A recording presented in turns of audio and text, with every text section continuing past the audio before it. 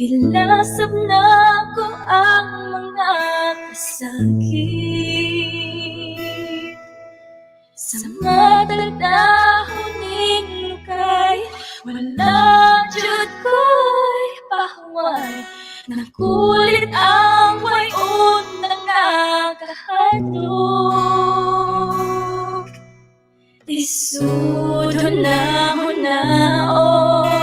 lisod pagyud buhaton, bisag unsay atubangon, basta mag-uban lang gihapon.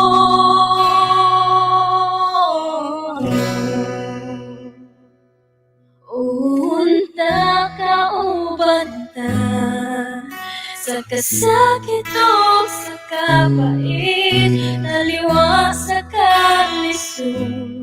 Iliunta kamubuhi hangtod sa hangtod, kitang duha maninuod sama sa kinasing ka na paghimo.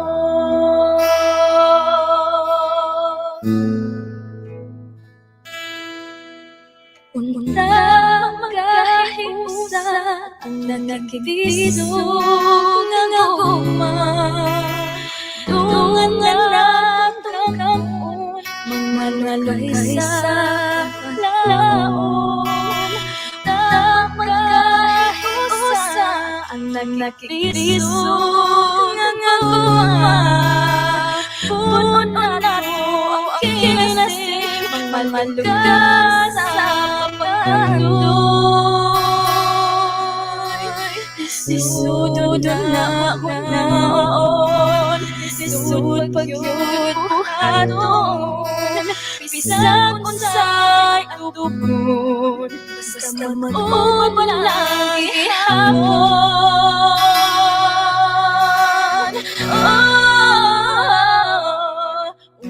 Unta kauban ta sa kasakit o sa kabait, taliwa sa kalisod. Ilion na kamubuhi hangtod sa hangtod, kitang duha maninuod sama sa kinasing ka nga paghimo. Nagdimdim mo ba ang pait kong mga luha sa mga yamok sa matang wala malakad ka?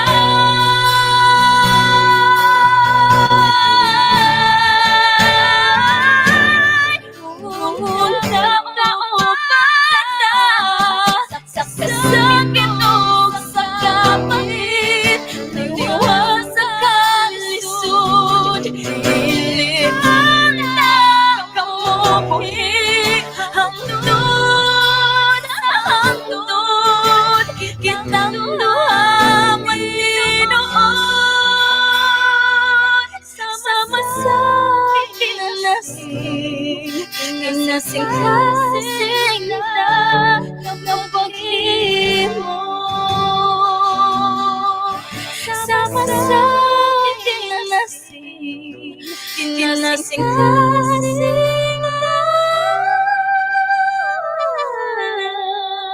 ng paghimo.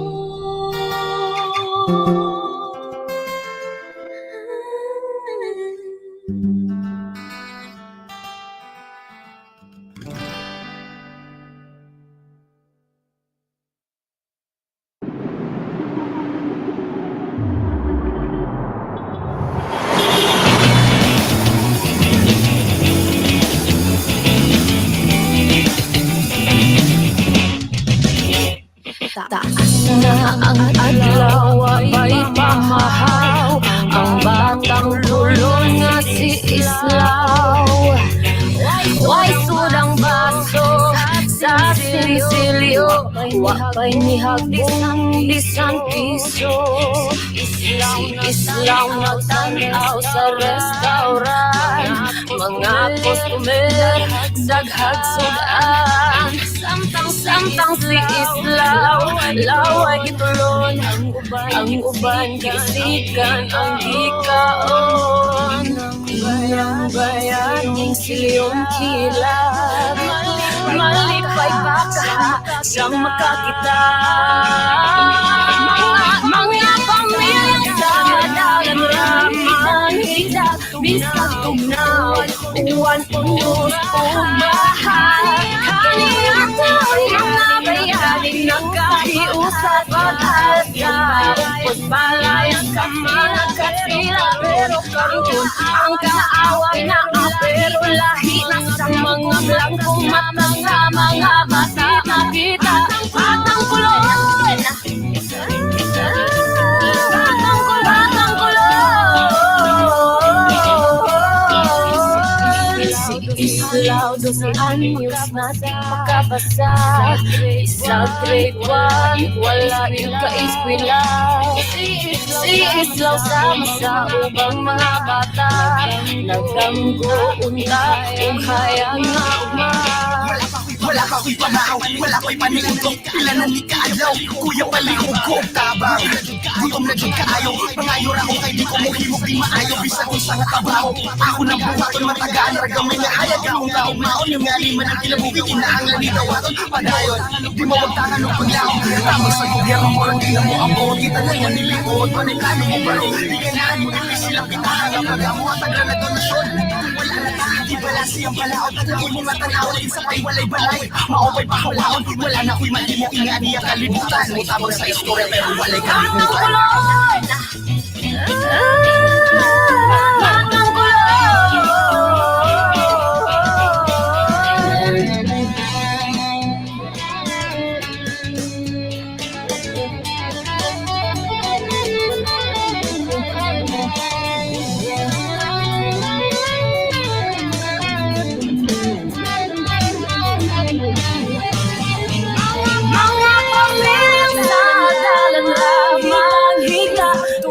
tugnaw, uwan unos o bahay. Ani ako ang mga bayaring nagkahiusap at asa, ug pagpalayas ang mga kasila. Pero karon ang kaaway na pero lahi na sa mga blangkong mata sa mga bata makita. Batang kulon, wala pa ko'y panahaw, wala pa'y paningundok, pila nang ikaadlaw, kuya palihog ko tabang.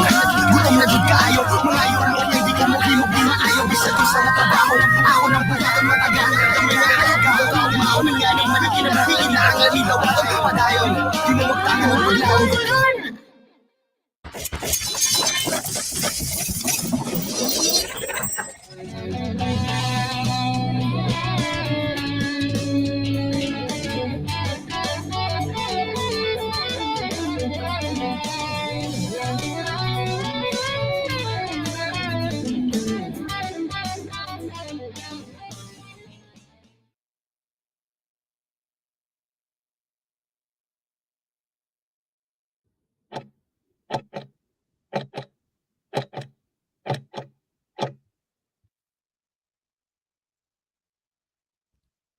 Gikamang na ka? PAMGAS, the Cebu Heritage Hotel, in partnership with the National Historical Commission of the Philippines, the National Quincentennial Committee, the University of San Carlos Political Science Department, the Carolinian Political Science Society, the University of San Carlos Department of Anthropology, Sociology, and History, Museo Sugbo, the Central Visayas Association of Museums, the Andy Heritage Center, SOAN 2020, Incorporated, and CCIMPEL-PPCRV present to you this post-election conversations. Elections in Cebu history. Gikamang na ka? To start, we would like to request everyone on site to please stand for the national anthem to be led by the Honquera Street Children's Choir.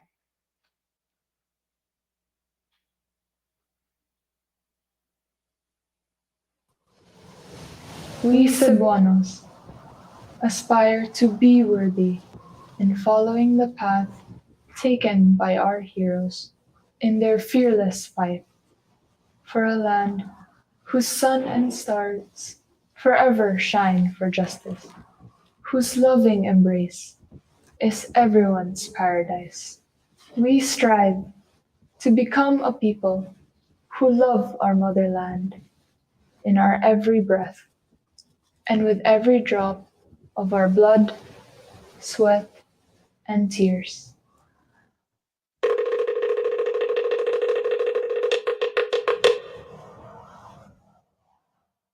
Bayang magiliw, perlas ng silanganan, alam ng puso, sa dibdib mo'y buhay. Lupang hinirang, uyan ka ng magiting, sa manlulupi, di ka pasisikin, sa dagat at bundok, sa simoy at sa langit kung bangkang, may ilang kang tula at awit sa paglayang minamahal. Ang islap ng watawat ko'y tagumpay na nagniningning, ang bituin na taraw niya kailan pa may mapidilim. Lupa ng araw ng lalaki pagsitap, kung langit sa mo. Ang hikaya na ba'y makakapit, ang mamatay ng dahil sa'yo.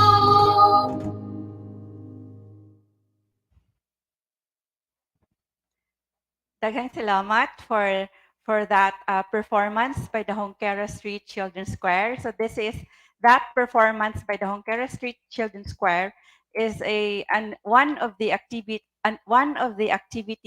in the partnership of rebranding 𝗪𝗂𝗃 Street. So we're so happy that the children of 𝗪𝗂𝗃 Street are able to develop their talents and sing their love for Cebu and sing their love of our country. So we are happy that you are with us in this event today, in these exciting conversations that we will have about our history and about our elections that happened just a month ago.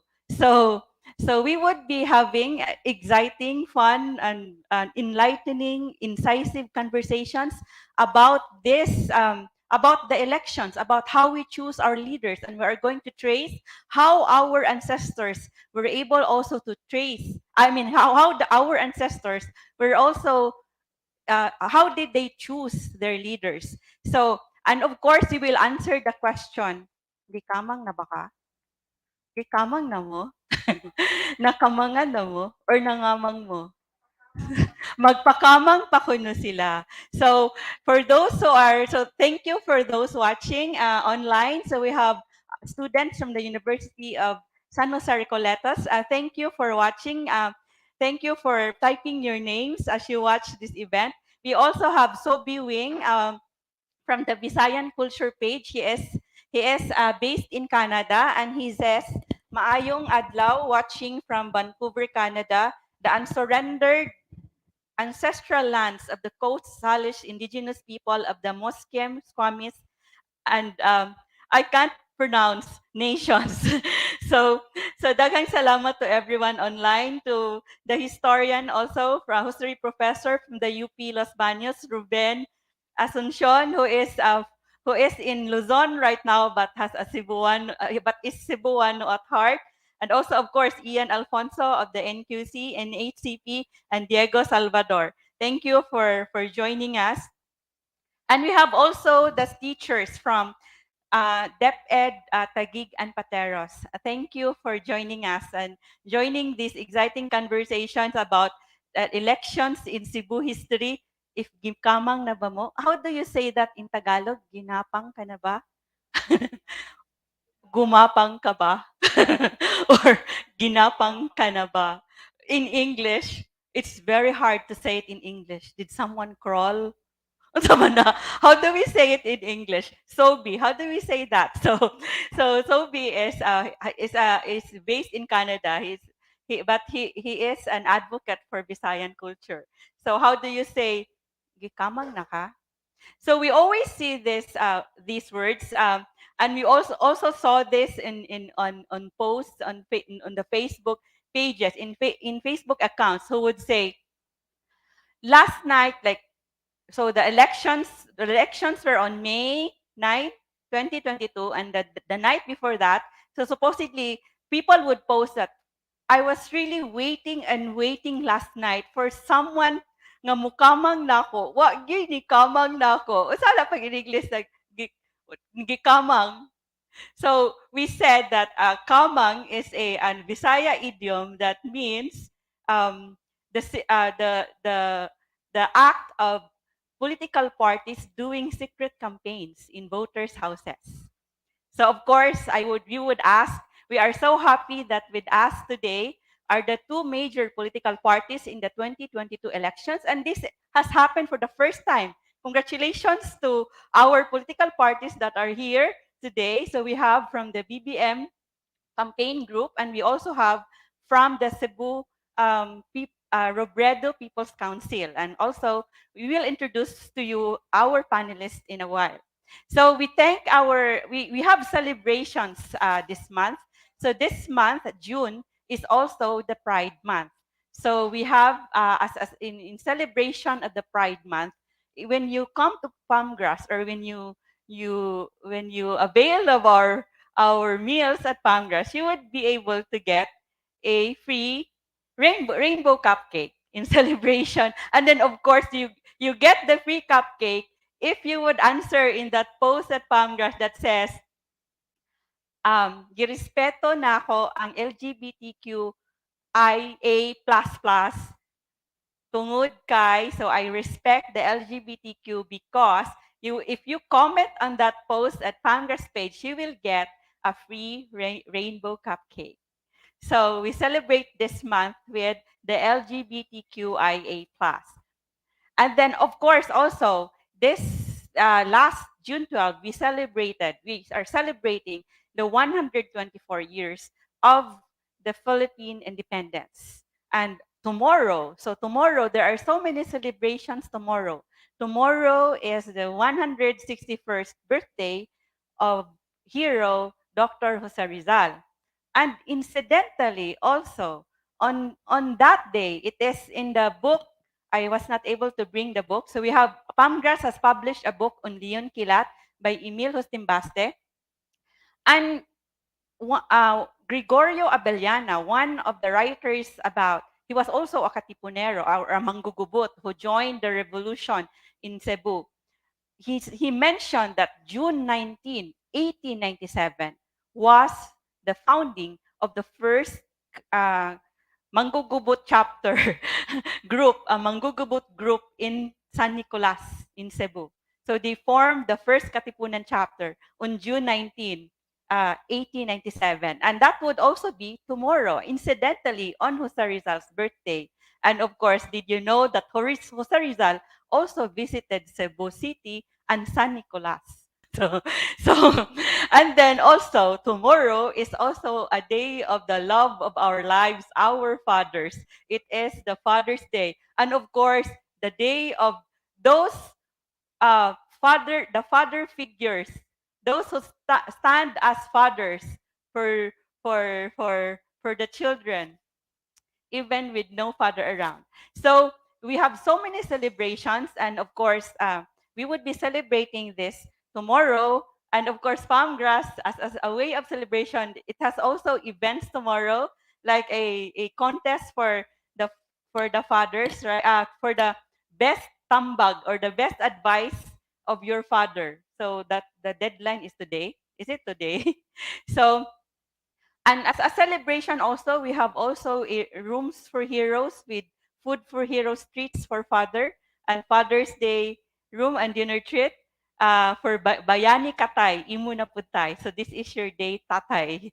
So, and of course, so we thank our partners in our event today. So we would like to recognize our partners that we mentioned already also, the National Historical Commission of the Philippines, the NQC, the the USC Political Science, Department of Political Science, CPSS, the Carolinian Political Science Society, the USC Dash, Department of Anthropology, Sociology, and History, Museo Sugbo, Central Visayas Association of Museums, the Yandi Heritage Center, 𝗀𝗏 2020, and CCIMPEL-PPCRV. We would also like to recognize our participants who registered in our online registration forms. Those who are part of, they said that they are from the University of Cebu, from the University of Cebu Law Department. So we maybe this is a teacher or a student from UC Law.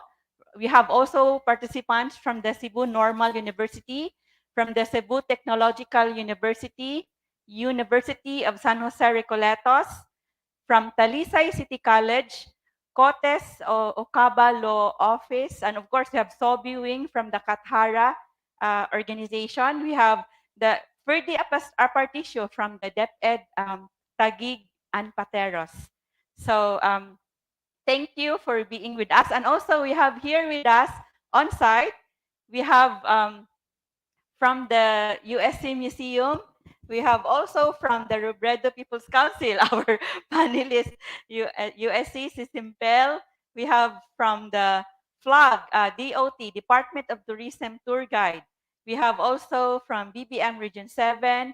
We have descendant of the World War II veterans. We have also someone from ESL, Cebu. And then, maora ni siya. So we have more on-site audience coming. So they said they are coming, but they are not yet here. So we are expecting them. So daghang salamat to all students who put their names at the comment section at the Pamgras de Cebu Heritage Hotel page. So this event is now broadcast at the Pamgras page, the NQ and the National Quincentennial Committee page, the pages of the Department of Political Science of the University of San Carlos, Museo Sugbo, SIVAM, and also the Yandi Heritage Center, and 𝗀𝗏 2020. So we would also like you to know that this month we are holding next month, that's July, we are holding a Cebu-wide speech contest for the students of senior high school, junior high school, and college students. There will be 15 qualifiers who would be joining the actual contest. So we asked to submit first on July 9. So this is in partnership with Dept Region 7. So this is with this has the theme because it will be the birthday of Cebu hero 𝗵𝗏𝗄𝗏 on July 27. So the theme is, may we show it again? How can today's leaders, may we show the poster? How can today's leaders be abdik paskilat like 𝗵𝗏𝗄𝗏? So this will be the piece. Our students, we invite the students to write their speech about this, and those who would qualify would be able to deliver their speeches. Only 15 would qualify on July. July 16? So the submission would be July 9, and the speeches would be on July 16. So this is in celebration of the birthday of hero 𝗵𝗏𝗄𝗏. So and then of course on July, in the first week of July, we will be having an event also, basta Bisaya lami. The pleasures of Visayan food. So we are still deciding if it would be on July 2 or on a week after that. So, and then also in celebration of the birthday of 𝗵𝗏𝗄𝗏, there would also be a TikTok for 𝗵𝗏𝗄𝗏. TikTok contest for 𝗵𝗏𝗄𝗏. So you would show your dance moves to honor our hero, so to show your love, our love for our hero, 𝗵𝗏𝗄𝗏. So, so now we would now introduce to you our panelists who would be discussing about the recent elections and the elections in Cebu history. So first, so we are very happy that we have our panelists today. So this event is a hybrid event. We have more audience online, and of course, we have also audience here on site. For those online, we would like you to know that this event is, our panelists would not be having a long talk, but they will be answering questions. This will be conversations. And then, so we would ask the audience to the online audience to give your questions as we go along. And of course, the on-site audience, you can also give your questions at the comment section of the Facebook event page. But you can also give your questions and your comments after the discussion. So we would like you to give and to listen to the discussion, because there will be a trivia quiz with prizes. So if you would listen to our discussion, you would be able to win exciting prizes at the end of these conversations. So we have from SDO Tapat, Erin Tan. So we have from USJR, Rizal Abarques, Hershey Yap, and we have Alexa Kapinpin from Saying I Love You. I love you too. And then, we would like to introduce to you first our panelists. Uh, we are happy that they are here right now. So one of our panelists is the group lead coordinator of BBM Region 7 campaign. Please help me welcome Guillaume Roque.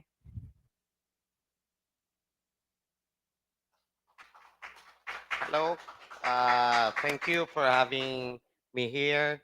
And I would like to greet all the watchers watching this live telecast on Palmgrass Hotel's Facebook page. Thank you. Daghang salamat, Guillaume. Is the audio okay? So we would like to ask our online audience if the audio of Guillaume from the BBM Region 7 can you hear him properly? Okay na to? So, daghang salamat, Guillaume. So our next panelist, this is another political party. We have a development worker, and he is also the coordinator, the sectoral coordinator of the Cebu Robredo People's Council. Please help me welcome 𝗂𝗏𝗾𝗄𝗪 Hello, maayong hapon, mga televiewers and listeners. Good afternoon, especially sa mga friends, mga kakampings. Please show Hal, please. We have two cameras.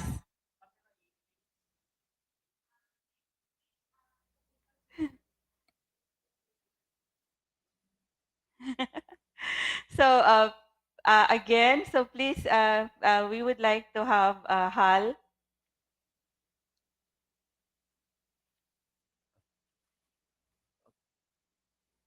Yes, good afternoon, friends and colleagues in the Robredo People's Council and all the listeners and viewers of today's forum.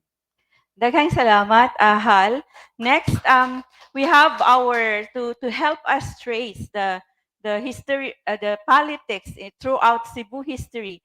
So we have with us the chair of the Department of Political Science of the University of San Carlos. Please help me welcome Regine Laquibol. May hapon. May hapon. All right, may hapon kanatong tanan. Good afternoon, everyone. Thank you so much for this opportunity to share this learning space with all of you. To our listeners who are watching and joining us via Facebook live pages, daghang salamat for sharing this space with me. Daghang salamat, Regine. So maybe you heard him. So do we have a problem with the internet? Or do we have a problem with our visuals? So we would like to ask for understanding for that we are not able to show. Can we show just Regine, even if you would not? Can we show Regine, please? Can you still show him?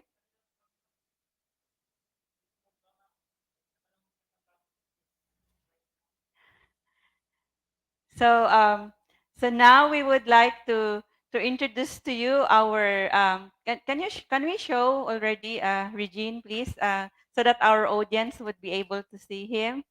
So this is our panelist from the Department of Political Science of the University of San Carlos. So you have heard him, but we had a problem technically. So so now we would like to give you our last but not the least, our only thorn among the roses in our panelists today, among our panelists today. So we have with us a heritage advocate. She is a co-chair of the heritage group Hambin, Cherished Heritage. She is also the chair of the Department of Anthropology, Sociology, and History of the University of San Carlos. And she is a district coordinator of, of the Citizens Electoral Arm of Cebu, CCIMPEL-PPCRV. Please help me welcome Professor Laila Labajo. Maayong hapon sa tanan, dinhi kanato sud sa hall dinhi sa Palmgrass Hotel. Maayong hapon pod and good afternoon everyone sa tanang viewers, listeners sa ato ang Facebook Live audience. Daghang salamat sa pag-imbitar karong hapuna. Daghang salamat, Laila, Professor Laila. So, of course, you have so many questions. I know you have so many questions. We have Rialyn Bakiran from SDO Tapat and Carmina also. And Dana says the audio is loud and clear. Thank you very much for evaluating our sound right now and our audio right now. So, of course, we would like you to know first. We would like you to mention first the about the politics, or I mean how leaders were chosen in pre-colonial Visayas.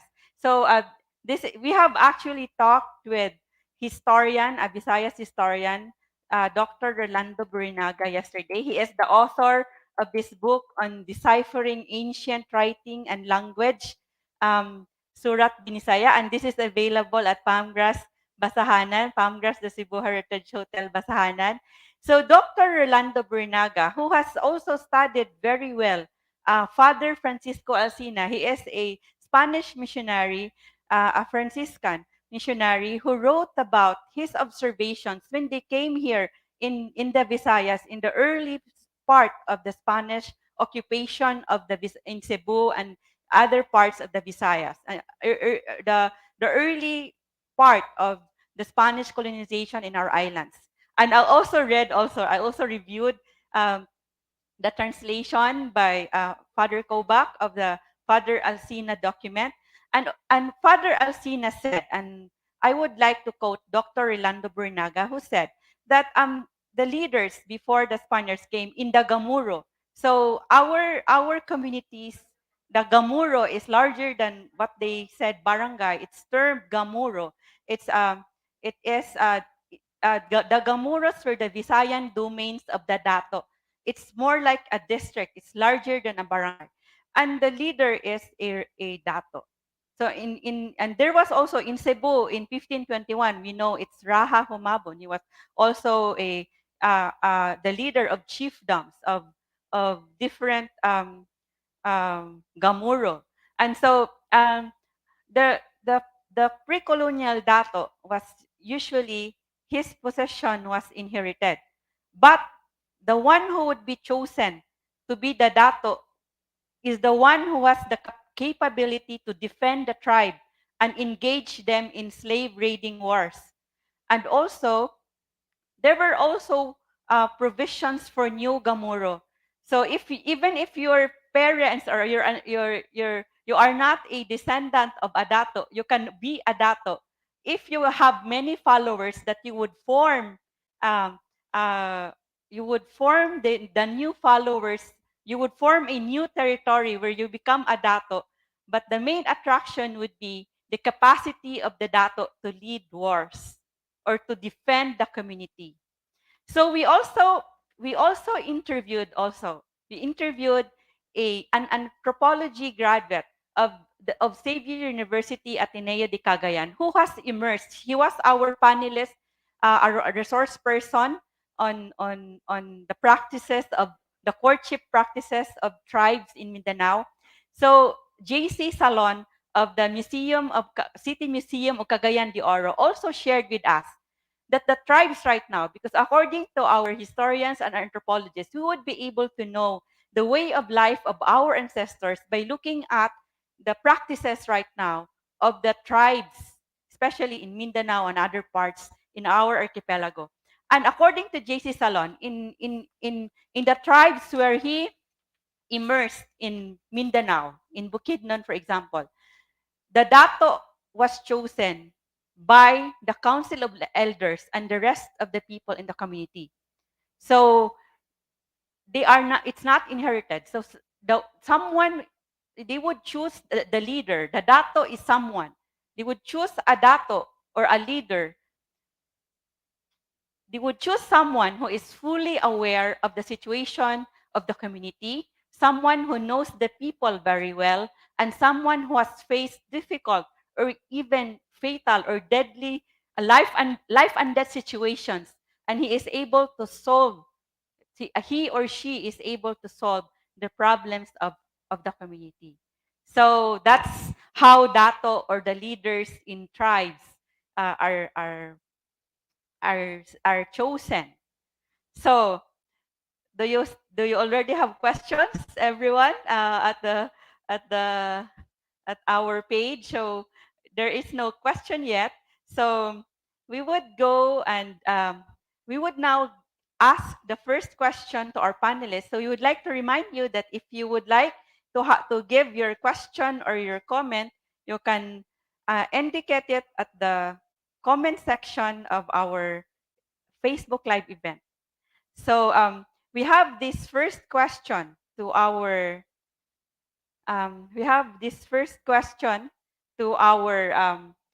panelists from the University of San Carlos, Department of Political Science. So we have a question for Regine. So he is the chair of the Department of Political Science at the University of San Carlos. So we have this question for him about, we would like, we mentioned some aspects of some features of the pre-colonial data or pre-colonial community and even the tribes. So we'd like to ask Regine, professor from the University of San Carlos, Department of Political Science, to discuss some highlights of the elections or choosing leaders in the colonial. So when we are already colonized, the colonial and the Commonwealth periods. Much for again this opportunity to share this learning space with all of you. It's a little challenging to discuss the timeline, no, in a matter of 5 minutes. So what I will do is just give the highlights, particularly looking into 5 aspects. Unsa ang critical juncture, nag-mention kanina ni Ma'am, no? We have Commonwealth and then after the independence, and maybe we can move on to the current system. Ikaduha na aspect kay unsa ang mga polisiya or regulatory frameworks that guided our election of those running for positions in government. And then unsa ang na set up na political system or type of government, because that will certainly guide us, especially in the practice of election ngari sa Cebu. And then how was the election has been happening from Commonwealth up until the current system. And then what are the observations coming from established scholars and others who have been closely monitoring the performances of our elections ngari sa Pilipinas. So ngarita sa critical juncture na Commonwealth period, earlier it was shared by Ma'am Agripina, no, on how the pre-colonial elections have been done. Sa Commonwealth, the same thing. Our election were very democratic, precisely because we were still under the American regime. So much of our influence from the policies we subscribe to the manner of our elections, heavily influenced by the American standards. So, ang election nato at that time was governed by regulatory framework, which is the 1935 Constitution. Eventually, starting 1939, do not election code. Ang election code details out the specifics kung kinsa ang pwede butaran o kung kinsa ang makabutar. No? So, government 12 period, minutes na lang, was presidential. Meaning to say, we elect a person who will be running the show. for the entire Philippines. So very personalistic, very personal-driven type of politics gihapon. And maubitaw na natay na nadunggan na gitawag nato na hyper-presidentialism. Although there was respect for check and balance, but the presidential government still have much of the control and power, to some extent power of the purse in determining the disbursement of different allocations of funds.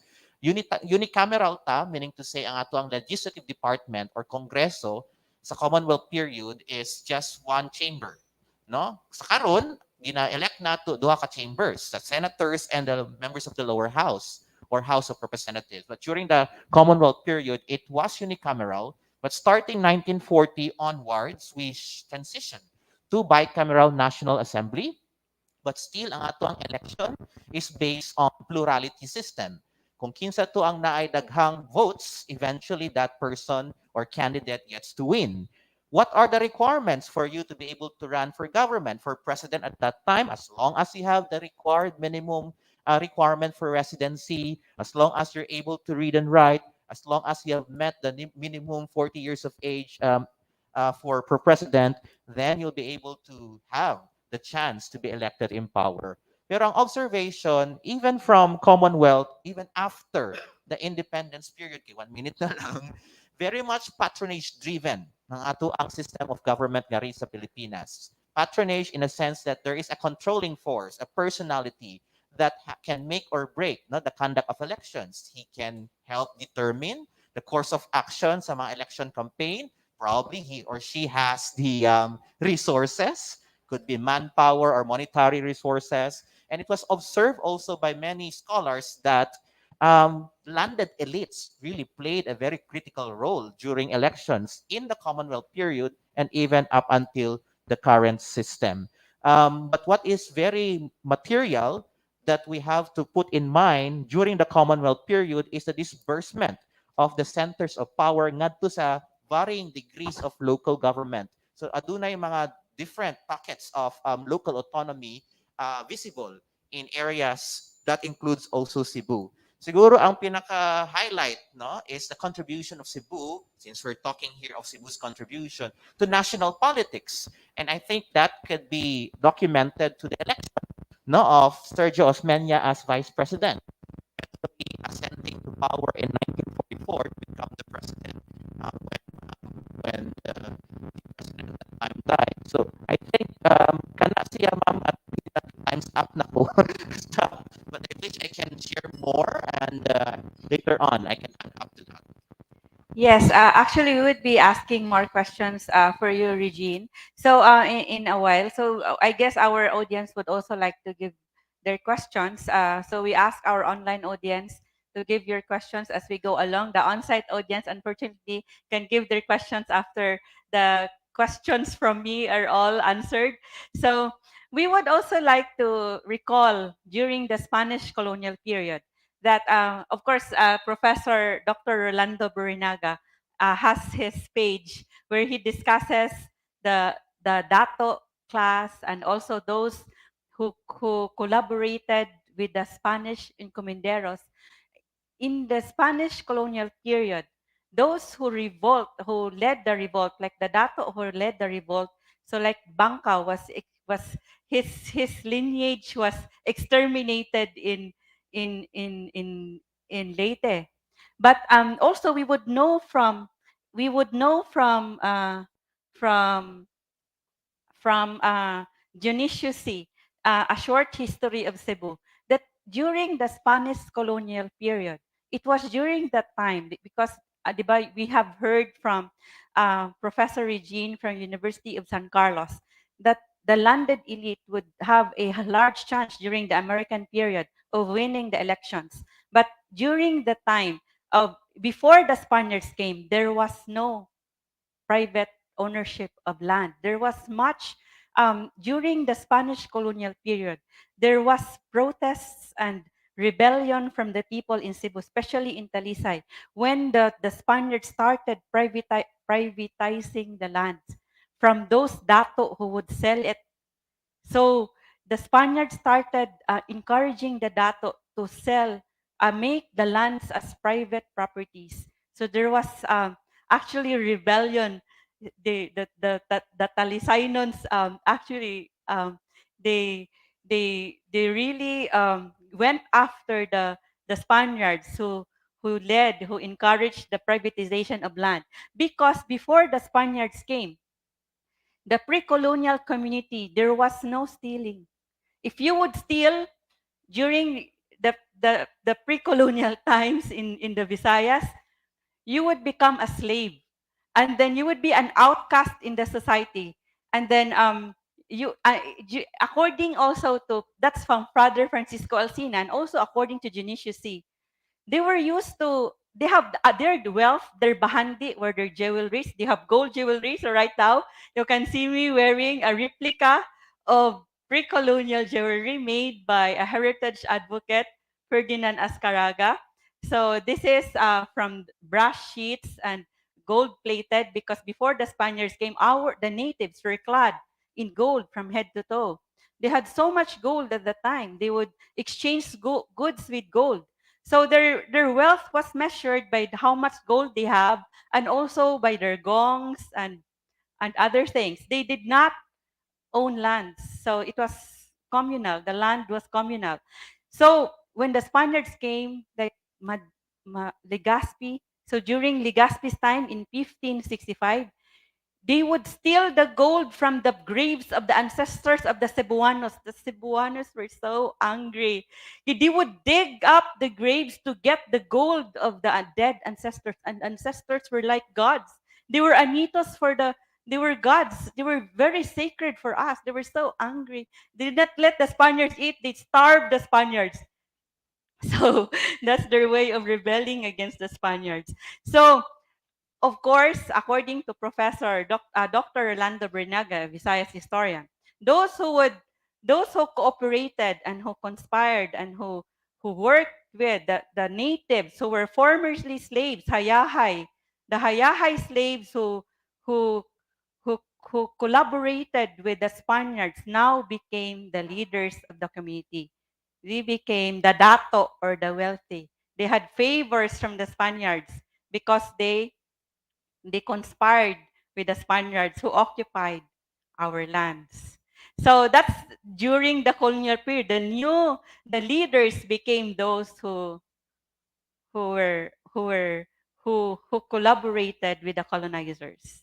So according also, of course, from Eugene, from the political science department, one of those who had lands, because during Spanish time, the lands were already being privatized. Were in the process of privatization. So the landed elite had chances in the elections. So now we would like to ask Regine again from the Department of Political Science of the University of San Carlos to discuss the dynamics of the elections after independence. So we fought for our independence. We fought against the Spaniards. So we declared independence in 1898. In Cebu, we were freed from the Spaniards on December 24, 1898. And so, but we were colonized again by the Americans. We were colonized. There was a Philippine-American War and the Commonwealth period. So, and then we would like to ask Regine regarding the elections after independence and in the Philippine Republic. Agripina. So earlier I started off with the Commonwealth. So that was the period in time where we were given the chance, Filipinos were given the chance positions in government, but the highest positions were reserved for the Americans, or a lot of the positions still need to have permissions or agreements coming from the Americans. So after the Commonwealth, that's where we were able to gain our independence. So after independence, there are two chapters here. Number one, katong ato ang very first democracy, where we ushered in electing Filipinos in all positions in government, including the highest positions, the president and even vice president. No, that's the first period. These president, vice president, and all other positions in government are elected by plurality vote, meaning to say, as long as they have the highest number of votes, they get to win the election. In the first chapter of the after independence, bicameral na ta. So we subscribe to bicameral, meaning to say we have two chambers in Congress, ang Senate ug ang lower house. So more chambers, more representatives needed, more electorate needed, more kamang opportunities there could be. However, mas na-emphasize after kaning sa first part ang two-party system. I think sa atong current system karon kay we're opening up to more than two parties kay multi-party man ta karon na system. But during the first part of the after independence, the critical juncture, two-party system, and dominant at that time was the Nationalista Party and the Liberal Party. Okay? Observations pare-pareha lang even during the Commonwealth period. Natagitawag na cadre or cadre na system or parties in which there was no practice of mass membership just yet in this aspect of our Philippine history. There was also what we call as write-in system of voting. Diri nagsugod ang pag-strengthen sa mga local leaders, no, in this first aspect of the after independence na critical juncture. Ay kaduha na aspect or part ang pag-usher in sa authoritarian regime. So 1972 onwards, this is where Marcos Sr. was able to declare martial law. Obviously, ang naitabo dire is there were no elections that ever happened because the elections were canceled, and no intra-elite competitions naitabo. Tungod aning gitawag nato na cancellation of elections, no? The interim batasang pamansa was set in place wherein it reactivated some of the traditional features and political that we were able to have, no, na ay mga revival of old clientelistic na mga network, nagpadayon gihapon ang patronage politics, na emergence of mga regional parties. Ang purpose sa pag-re-emergence aning mga political parties is to have consolidation of power, obviously, to maintain the dictatorial regime at that particular time. Unya, na hitabo sa aning authoritarian regime, ang gitawag nato na black voting system, no? In which that the electorate gets to vote not just a particular person running for a government, but meaning to say tandem or even all the way to senators and what have you. So when we talk about the after independence, that also includes our current system. So ang mga practices, patronage politics, oligarchy, show business na candidates, they have become more manifest and evident in the current system. Pero one of the remarkable observations sa mga scholars is kaning napuso ang mga coalitions panghitabo. Later on, I'll be sharing to you unsay nakita nako na mga trends and patterns sa atong current election results, particularly here in Cebu. But going back to my sharing earlier, naitabo sa nakitawag nato na open zone na mga support where different parts of the Philippines were opportunities for those running in national positions to come here to the open and openly campaign. So naanayon-ana na mga panghitabo at that time. But obviously, sa current system of government, we are subscribing to the 1987 Philippine Constitution. By 1991, local government code of 1991 is some regulatory framework or panahon that takes into account mga systems and processes when we conduct our elections. Even there is a revision sa ato ang election code. Yeah, the specifics are all contained here. So, time's up. Daghang salamat to from the University of San Carlos Political Science Department. So we would also like to mention some politicians. We would like to mention some politicians during the Commonwealth period, and also we have you heard about Don Vicente Soto? So we would like to show you this book about Don Vicente Soto.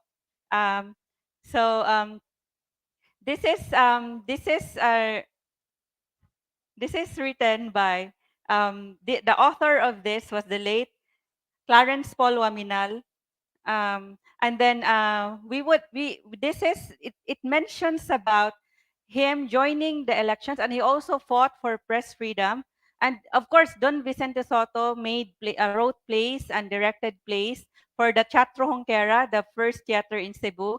He made the he had performances of plays in Cebuano, and he was also he joined the elections in the 1937 elections. So Commonwealth was in 1936, and so there were two parties in Cebu, the Frente Popular and the Nacionalista Party. So that was two-party system still. So he was from the Frente Popular, si Vicente Soto. And also, we would like also to mention another politician in Cebu who, these books actually are at the Basahanan ni Lumaya at Pamgras sa Cebu Heritage Hotel. So you would learn more about politics and the politicians and those who are like Don Vicente Soto is a nationalist politician, and we also have Don Vicente Rama. So the introduction of this book is written by national artist for literature, Dr. Isil Mujares, the Vicente Rama reader, and translated from the original Visayan by Father Rudy Villanueva, who was currently awarded as he was conferred the title of a Humabon Award for Father Rudy Villanueva for his work on Cebu heritage. So our next question for Professor Regine. So those who would like to ask your questions for our panelists, so stay tuned for the interaction from our major political parties in the 2022 national elections from the BBM party and also from the Robredo People's Council. So they will also share with us their experiences in the previous elections. And of course, we would like to ask Regine from the University of San Carlos Political Science Department regarding the dynamics of the elections after, I mean, the important features of the elections in the current system. So you mentioned a while ago patronage politics, oligarchy. Can we have uh, specific or kind of description, experiences about this or examples of this? Of course, we are very much observing the trend karon, no? But I was sharing later on ang mga trends ako nakitaan sa ako paghimay-himay sa mga data, no, that we were able to get from comment. But when we say patronage politics, usually wa man tay kuan karon, ma'am, wa tay political party system law that governs and regulates the conduct of political parties. So what happens now is that someone who has the resources, maybe manpower or monetary resources, can actually create a political party on his own. And ang may tabuana is he will be the one to finance his elections. And then after that, I don't know what happens. Do not have a political party system law. May tabuana is some coalitions na may tabo, coalitions from many different political parties, or for now, makataog siya, but in the succeeding elections, dili, and so on and so forth. But patronage politics remains to be what is visible and observable sa ato ang system of government karon. Yes. So those are some features like we would like to know, because actually there was this article in Bagong Kusog. Maybe our microphones are low bat. So um, so did you hear properly? So we have online. We have Gail Reyes. We have Janine. We have also Kate, Nathalie, Alexandra, thank you for joining us.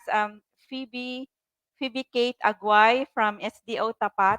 So we would like to know, because actually there was this article in Bagong Kusog that says about Kinamangay. So that's still in during the the Osmeña time.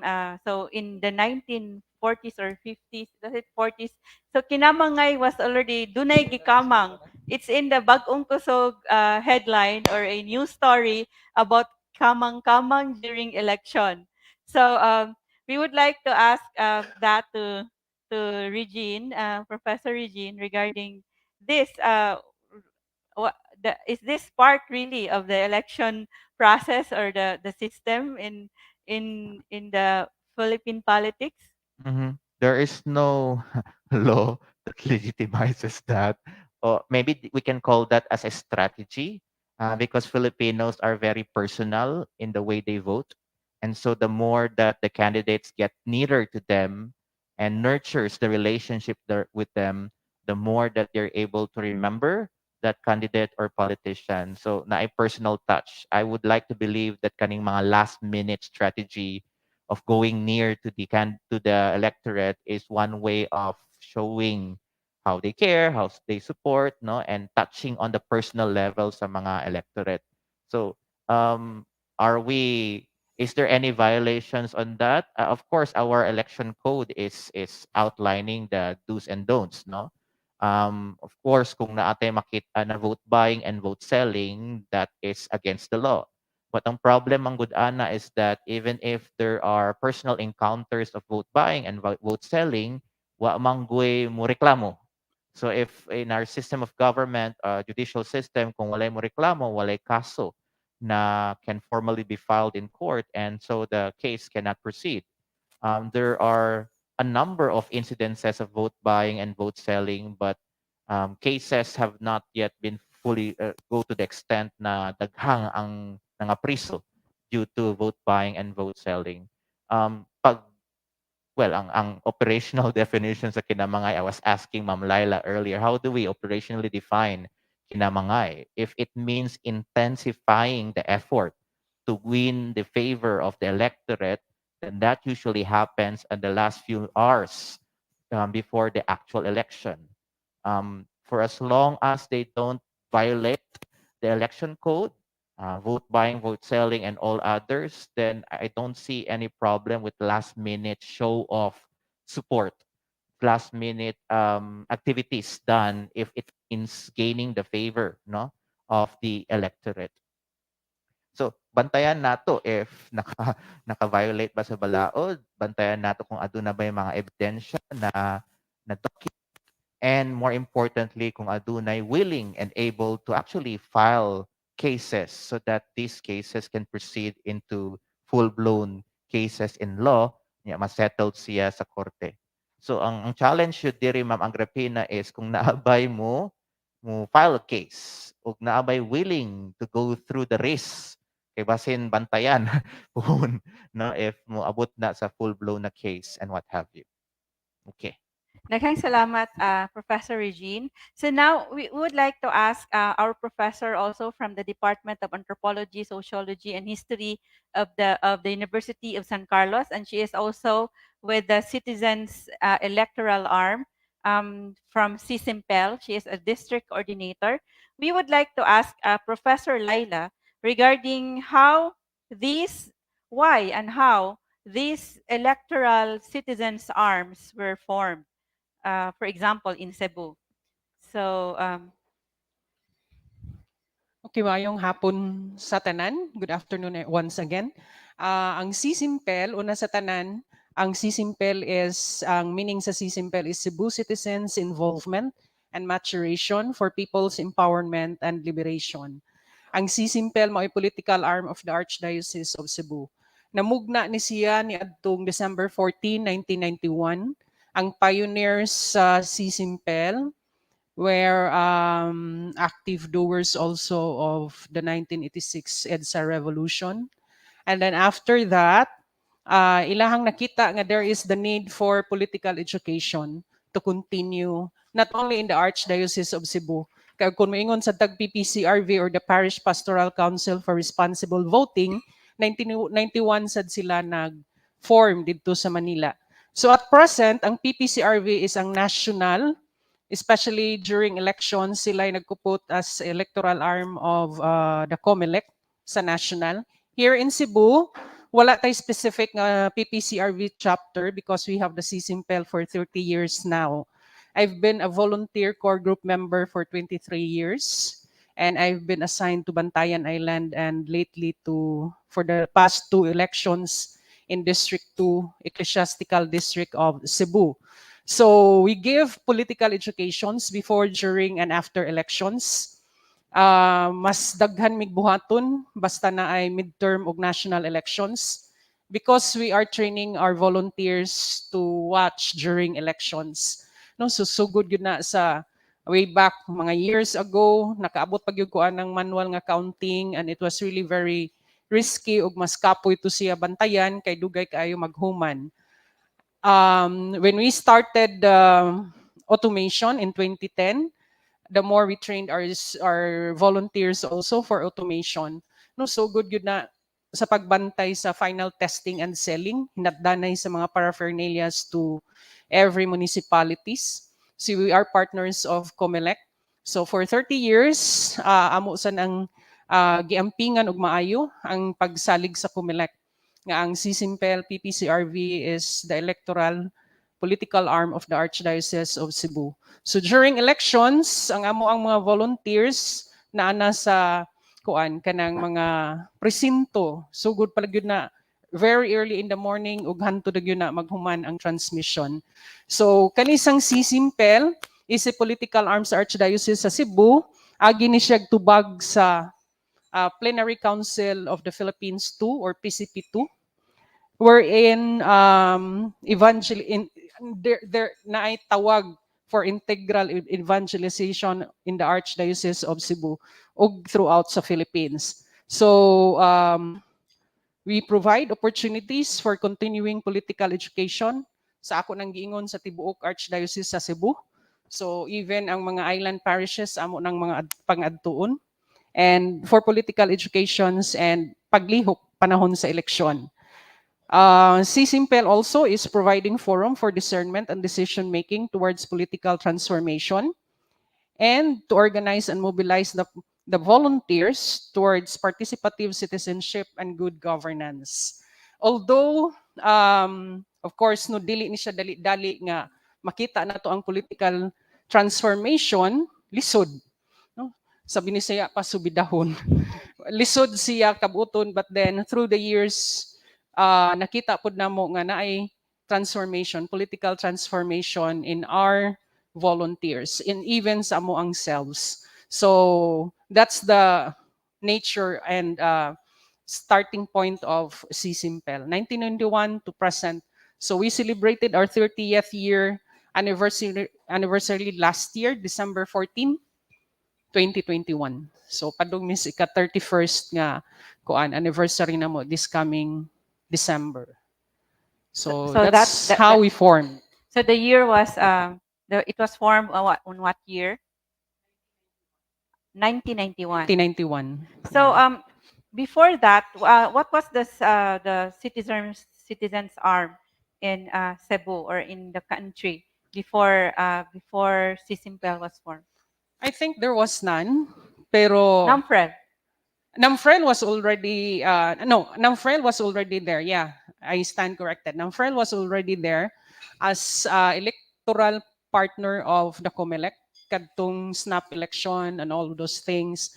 Many of our pioneers also were volunteers of NAMFREL, and some of our volunteers also still witnessed what happened during those snap elections and everything. Pero sa Cebu gyud, it's CCIMPEL that came out as the first political arm of the Archdiocese of Cebu.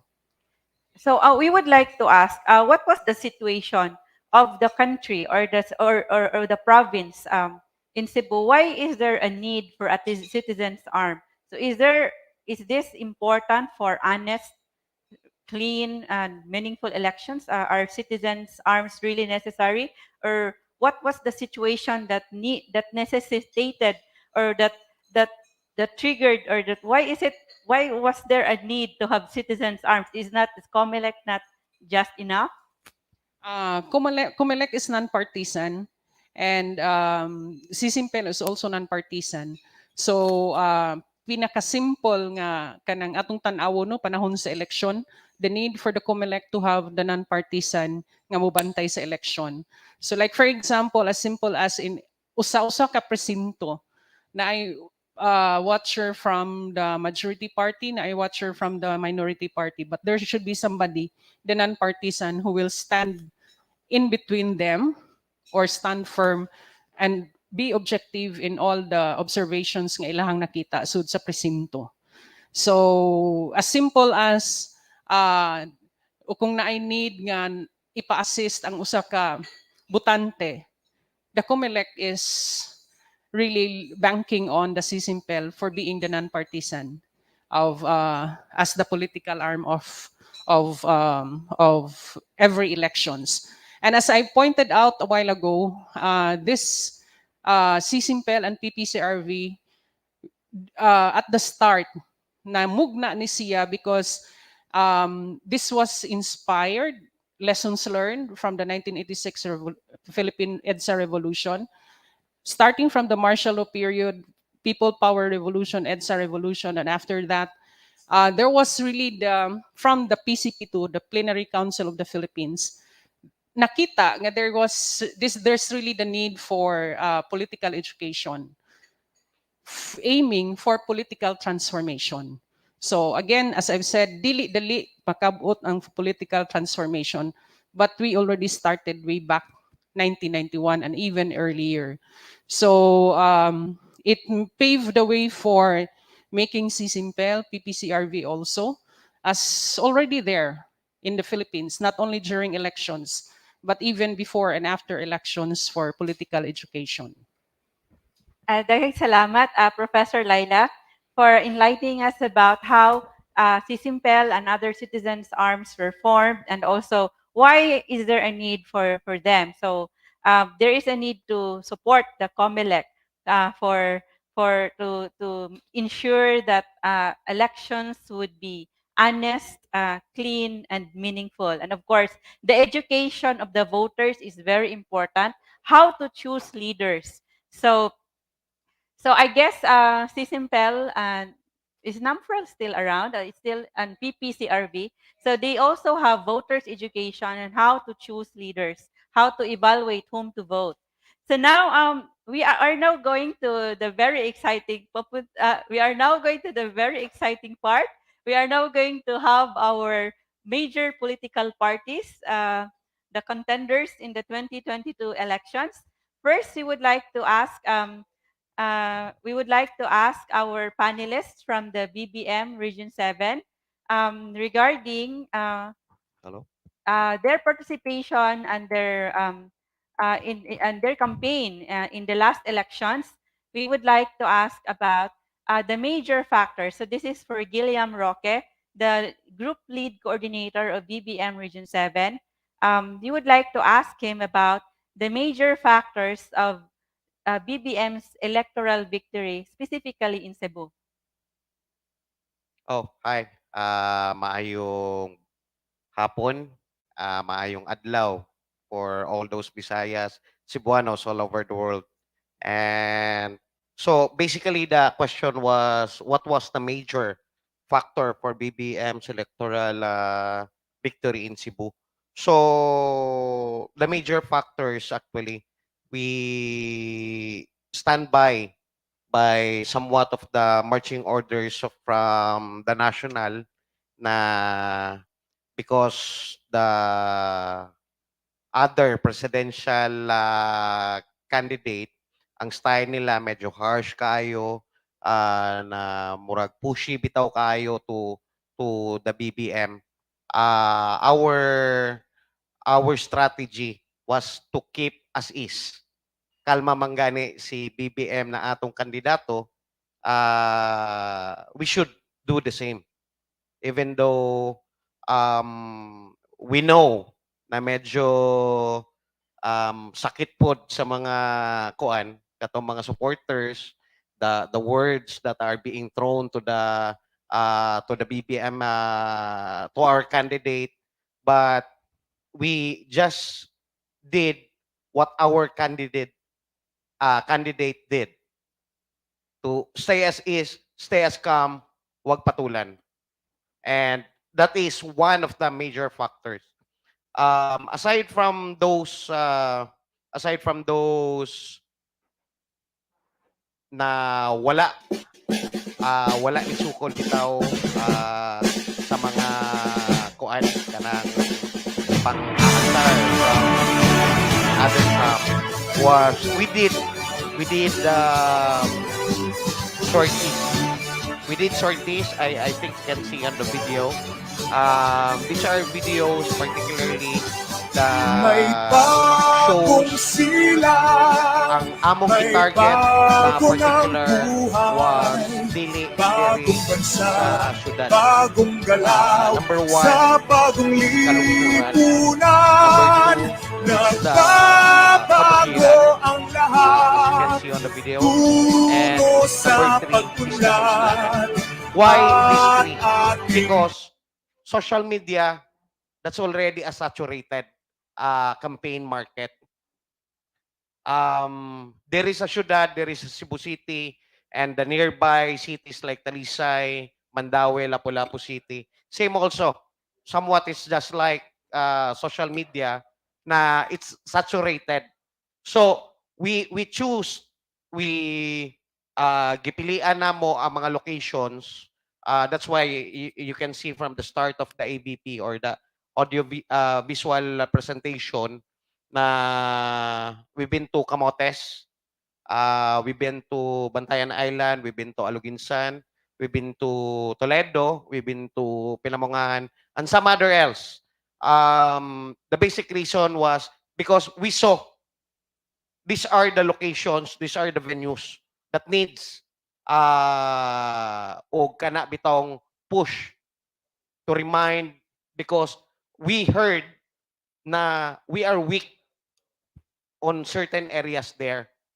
So that's why we deployed, and I believe that really contributed aside from of course na some of these places it is surprising for us na pag abot na mo dito sila'y matinga, modesty aside, na sir nganong nanganihi pa man mo daog naman ta dire, referring na majority of them na from the grassroots, BBM daw sila. Ang amo yung kuan, we were really surprised because the initial info is we are needed there to reinforce maong dito mi nagsorti. However, mao ang kanang warm and overwhelming response from the voters themselves. Thank you. Daghang salamat, Giliam, for mentioning those factors that made BBM win in Cebu. So we would like to ask the audience online that if you have a question for any of our panelists, you can type it in the comment section. And those on site also would be able to ask the questions after these conversations. We would like to welcome, to recognize our participants, those that we have not mentioned a while ago. We have the group of Anol Mungaya. Anol is a columnist of Sunstar Daily.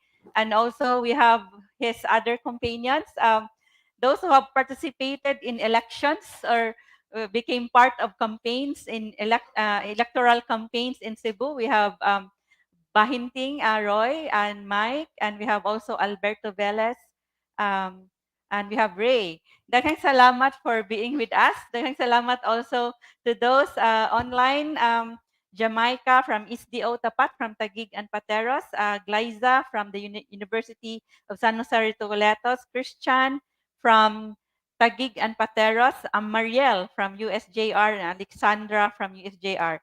You can also type your questions and comments at the comment section, and we would also like to invite our participants, those who are very knowledgeable on how campaigns, electoral campaigns are run.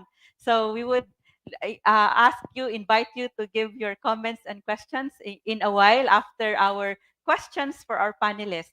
So that was the answer of Gilliam, that they were surprised actually that when they went to these towns, that the people there already said that why did you come here when daog na ta. They are for BBM, and they are sure that BBM will win in those towns.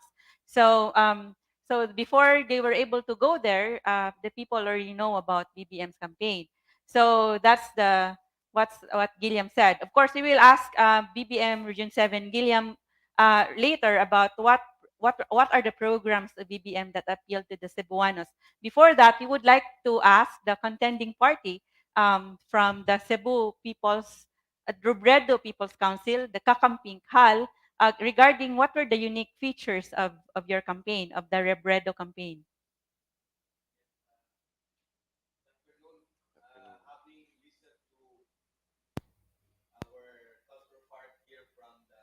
BBM. It really gives much kanang sense of wonder, no, how things really happen. But even so, what will remain of us as a campaign is the high spirit of volunteerism, because the sense of belongingness of the campings is so high, such that suddenly, without us realizing, there were a lot of sectoral groups, interest groups that came out. They organized themselves. Diha ni gawas ang lawyers for Lenny, the doctors for Lenny, teachers for Lenny. And this is also the first time that the youth volunteers have been coming out. And in fact, the pink color was never used in any national scale type of campaign. And that gives us more unique, in the sense some of the campaigners were even shocked, why pink, no? And that is where the word kakamping was derived from. And it becomes easier for us to identify our campaigners and supporters, because every time we see each other, it's so easy for us to greet when you see kakamping. And the campaign becomes more enjoyable. The campaign becomes more of a family, a small community. Then later on, we became bigger, and then we were able to penetrate even the countryside and the mountain barangays, and that gives us the hope that we could really win the election. But unfortunately, we will not say we failed. We succeed in terms of putting forward the values, and the most important uh, part of the campaign is that we enjoyed and we are proud of what we did. Yes. I guess he also has a video that he would like to show.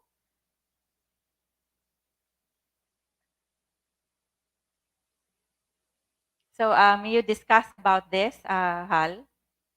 Yeah, and also, if you see, the campaign of the campaign is the optics, but we always say optics will not guarantee victory. But it comes to wonder that even the campaign itself, all around the country, in fact, we coined the term kakamping Olympic, no? Because every time we have a rally in every part of the country, we always see to it that we were able to deliver the number of crowd in a particular area, and it became a challenge for every volunteer group to really come up with the most creative, the most the biggest crowd, and even the most colorful, and daghan nga mga pakulo, no? And that's why I always say this may be the most challenging campaign, but also the most enjoyable campaign. And those photos and videos would tell us how happy we were when we are together. In fact, for us, it's just like moraragaduha during kampanya ba, but we are really serious about doing the campaign, no? Because the campaign also provided us the opportunity to expand our influence to other groups and other sectors that were involved, no? I think that's it. Okay, daghang salamat, Hal. So now we would like to ask Gilliam regarding may we have Gilliam? So so now we would like to ask Gilliam regarding the programs of BBM, because he said a while ago that when they went to the to the towns, the people were telling they already know about the campaign of BBM, and then we would like to ask Gilliam.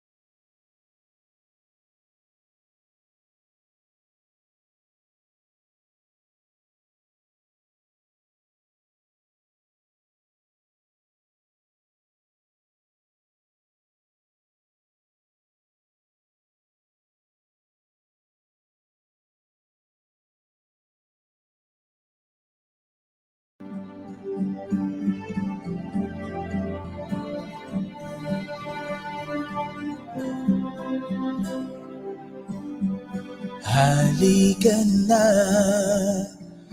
pumikit, limutin ang problema. Hihintayin ang umaga. Dapat walang magsasaka o mangingisdang naghihirap. Dahil may teknikal na suporta, makinarya, may pautang, at kadiwa para sa distribusyon. Dito lalaki ang kita ninyo at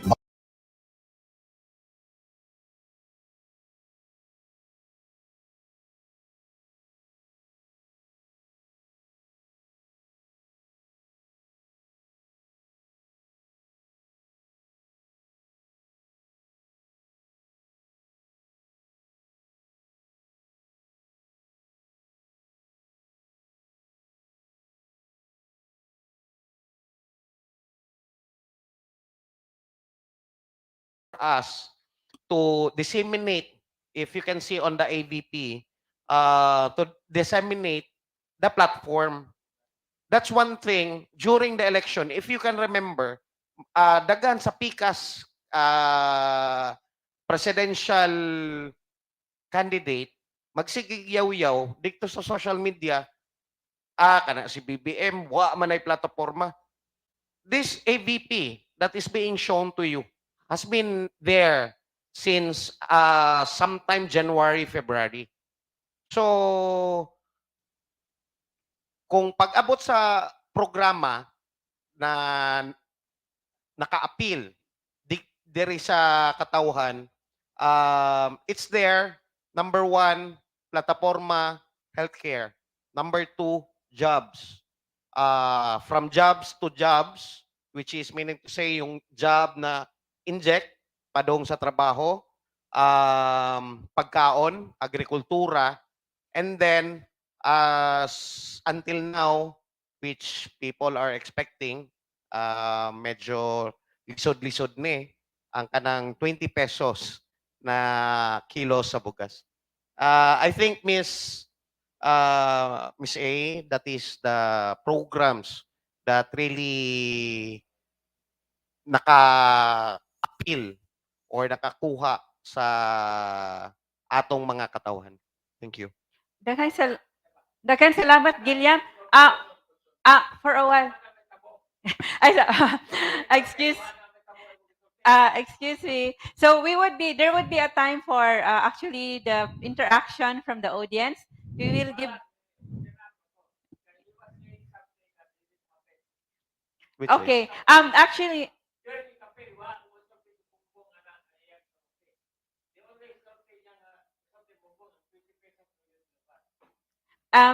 So we have at the audience, we have what's the name? Ray Bahenting of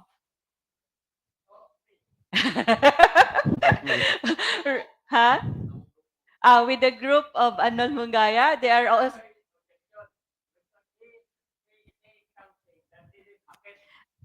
okay, so we will. There is actually a portion after the conversations that just in 20 minutes, I think, or no, how about in still 40 minutes, there would be question and answer and then comments from the audience.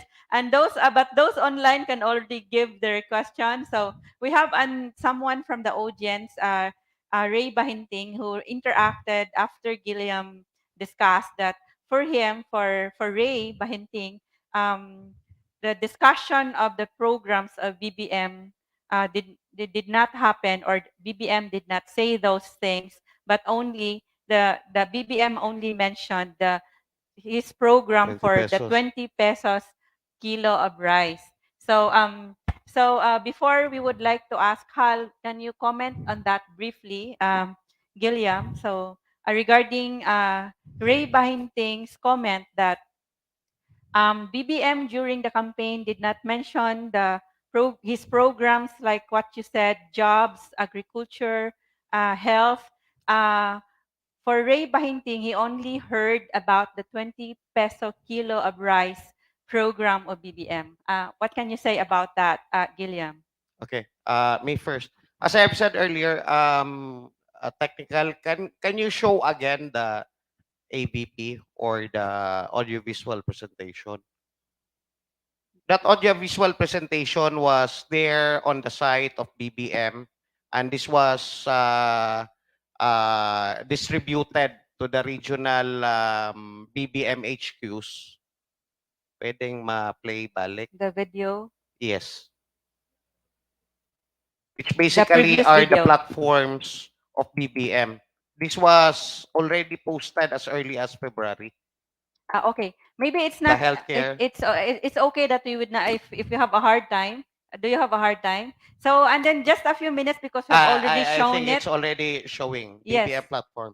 This Yeah. one, this ABP was already out in the public on Facebook, on YouTube.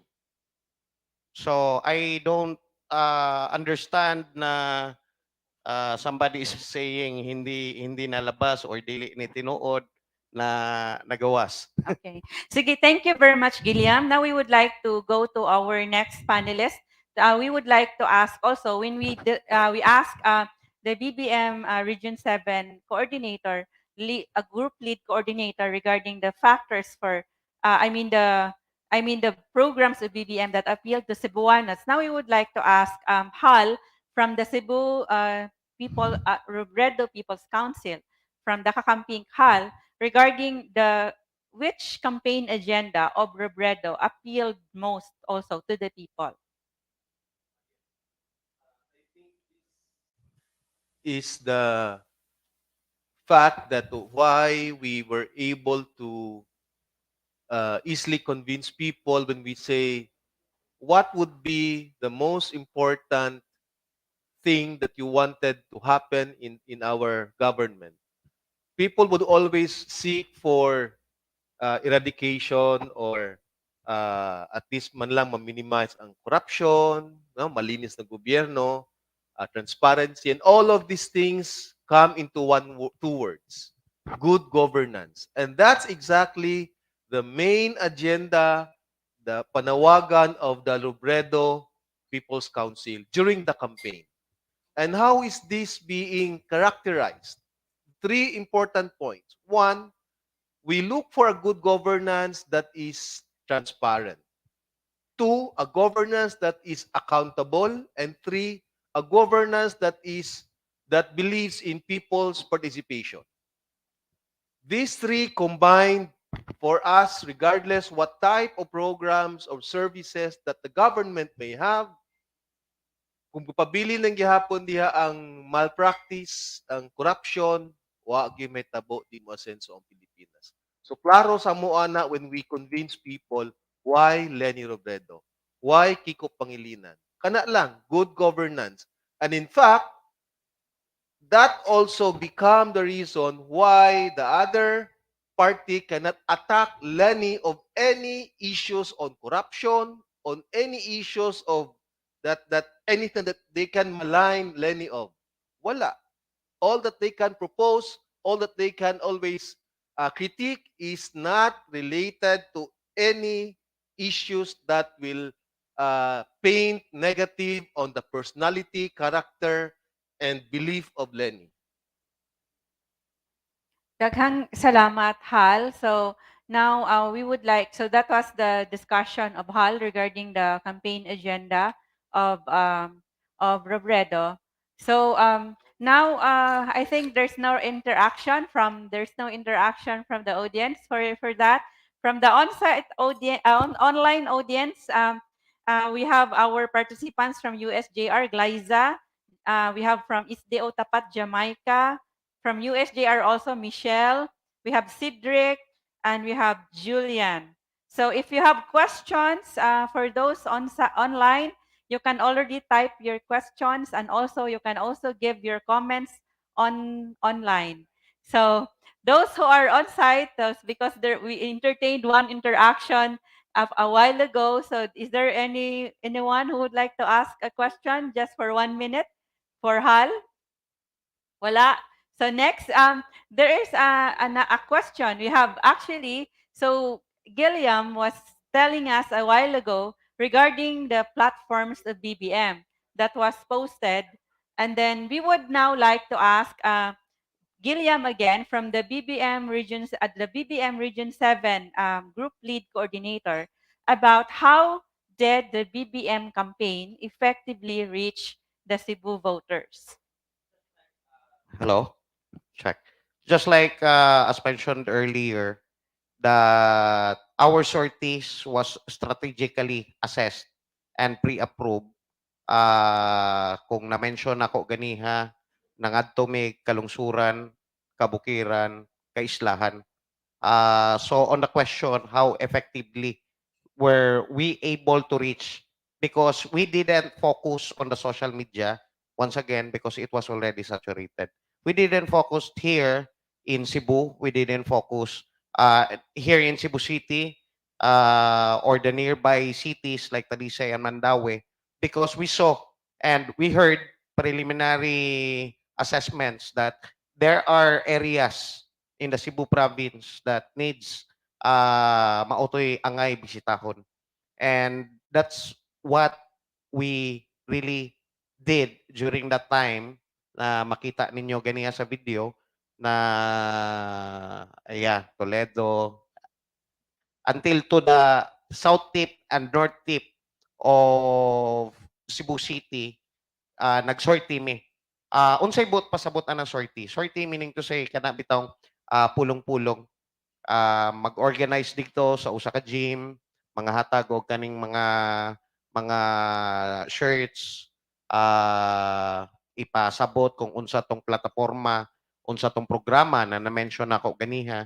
So it was direct to the voters, to the constituents na dili wala mi diri sa BBM Region 7 wala mi kaayo nag-invest or kuan og oras diri sa social media, because there are a lot of parallel groups already doing that, and a lot of volunteers and personal na kanang mga supporters na mismo, they are campaigning for that. So sa amo, being the organizer of campaign supporters, we dedicated and pre-assessed those locations and giadto na mo personal. Daghang salamat, ma'am. Daghang salamat, Gilliam. So Gilliam is the group lead coordinator of BBM Region 7. Gilliam, I would like to ask you, Yes. you mentioned about the saturation in social media of the BBM campaign. Yes. So that's why what you did was, you did not take part in the social media campaign, but you yeah. went to the different areas. You went to the different areas. So what do you know about how important was social media for you for the BBM group? how saturated was the campaign? What was the level of saturation of the social media campaign of the BBM group? To answer it directly, sa nakita naman gud namo nga daghan na ang kanang ning even a supporter na dili wala ni sign up for membership dito sa headquarters. They're doing their campaign in their own personal ways, like posting this, posting that in their Facebook. So para sa amo, murabag kung magdugang pami og resources from the headquarters, this will be redundant. Wherein daghan kaayong mga botante nga naa dito sa kabukiran nga dili maabtan o data or wifi or internet, particularly ka ng mga tag-as ng edad. I'll tell you, daghan na sila nga botante pero walay Facebook. We saw that and we took the opportunity to reintroduce. So basically, mao ang among nakita in a way, in a means of dili pod dikto manggod sa mga kabukiran kaislahan, particularly katang mga tag-asog mga edad, ayaw lang ng mga batanon kay kanang mga batanon naagyo na Facebook, naagyo na TikTok pagani. Pero katong mga medyo taasog edad na wala diri sa syudad, it really matters for us. Dako kayong tabang. Yes, ma'am. Okay, daghang salamat, Hal. I mean, Giliam. So, the next question is actually for Hal regarding also regarding the Gillian mentioned about the saturation of the social media campaign. That's why what they did was already to go to the different areas in Cebu to those who did not have or do not have social media accounts. So now we would like to ask Hal. Before that, I would like to read this question. Maybe Regine and Laila can have interactions about this. There is a question from our viewer from Canada, who is part of the group Visayan Culture, regarding in pre-colonial times, it seems the role of the babaylan or the spiritual leaders kept the dato in line until they were eradicated. How do modern voting? So of course, during that time in pre-colonial times, the dato always consulted with the spiritual healer if his plans were according to the wishes of the anitos and the gods. And so how do modern voting systems account for that indigenous knowledge system inherent in our pre-colonial culture, or is it completely absent? So we would be taking this up, so be in a while. Before that, we would like to ask Hal from the Cebu Robredo People's Council. He is the sectoral coordinator of 𝗏𝗏𝗃𝗃 in Cebu. We would like to ask Hal if a social media campaign is more important, or how is it how does it compare with ground campaign? Is social media campaign more important than ground campaign? This election is very challenging, unlike in the previous years, because sa una manggod, wala pa yung social media, we only focus on the ground campaign. Now, with the advent of the social media, our very meager funds for the campaign is now divided into two equally important strategies. I say equally because if you focus on one hand, ground campaign, pildi ka sa social media, you will never get the votes from the young ones or even those that really use media as a means of communication. I'm glad that the BBM admitted that social media is very saturated. That's very true because they started in 2016, actually. The social media campaign, the BBM started in 2016, such that they were already saturated the whole, the different platforms of social media, Facebook, TikTok, and they were successful in penetrating the audience at different sectors or levels. But for us in the Lenny Robredo campaign, we find it difficult to penetrate the social media. I remember in 2021, the first quarter, I asked some of my colleagues, can we start organizing our social media? We're becoming too late. The problem always is we don't have the funds. And now we started to organize our own campaign group. So luckily enough, we were able to organize the Cebu People's Campaign Assembly. But all these only came out just in time for the campaign to start. There's a huge lesson to be learned from here because I've been involved in so many campaigns, but we always come late in terms of preparation. And the biggest problem always is money, funds. Uh, we said before, okay, we may don't have the funds, but we have the people. We have the volunteers all over the world. In fact, across sectors and demographics. However, we cannot move because we don't have the funds. We tried for a while, train 500 social media volunteers, but we failed to sustain. Why? We cannot provide them the budget for data. We cannot give them the facility for laptop and the infrastructure for the computer systems to focus on a day-to-day basis to work on social media campaign. So, while we agree that we came too late in our social media campaign and we cannot really afford to lose in the campaign, we decided to focus on the ground campaign, while at the same time, we asked someone to really take care of the social media. But I guess it's not one after the other, but these are both equally important strategies for us to sustain and win a campaign. Daghang salamat, Hal.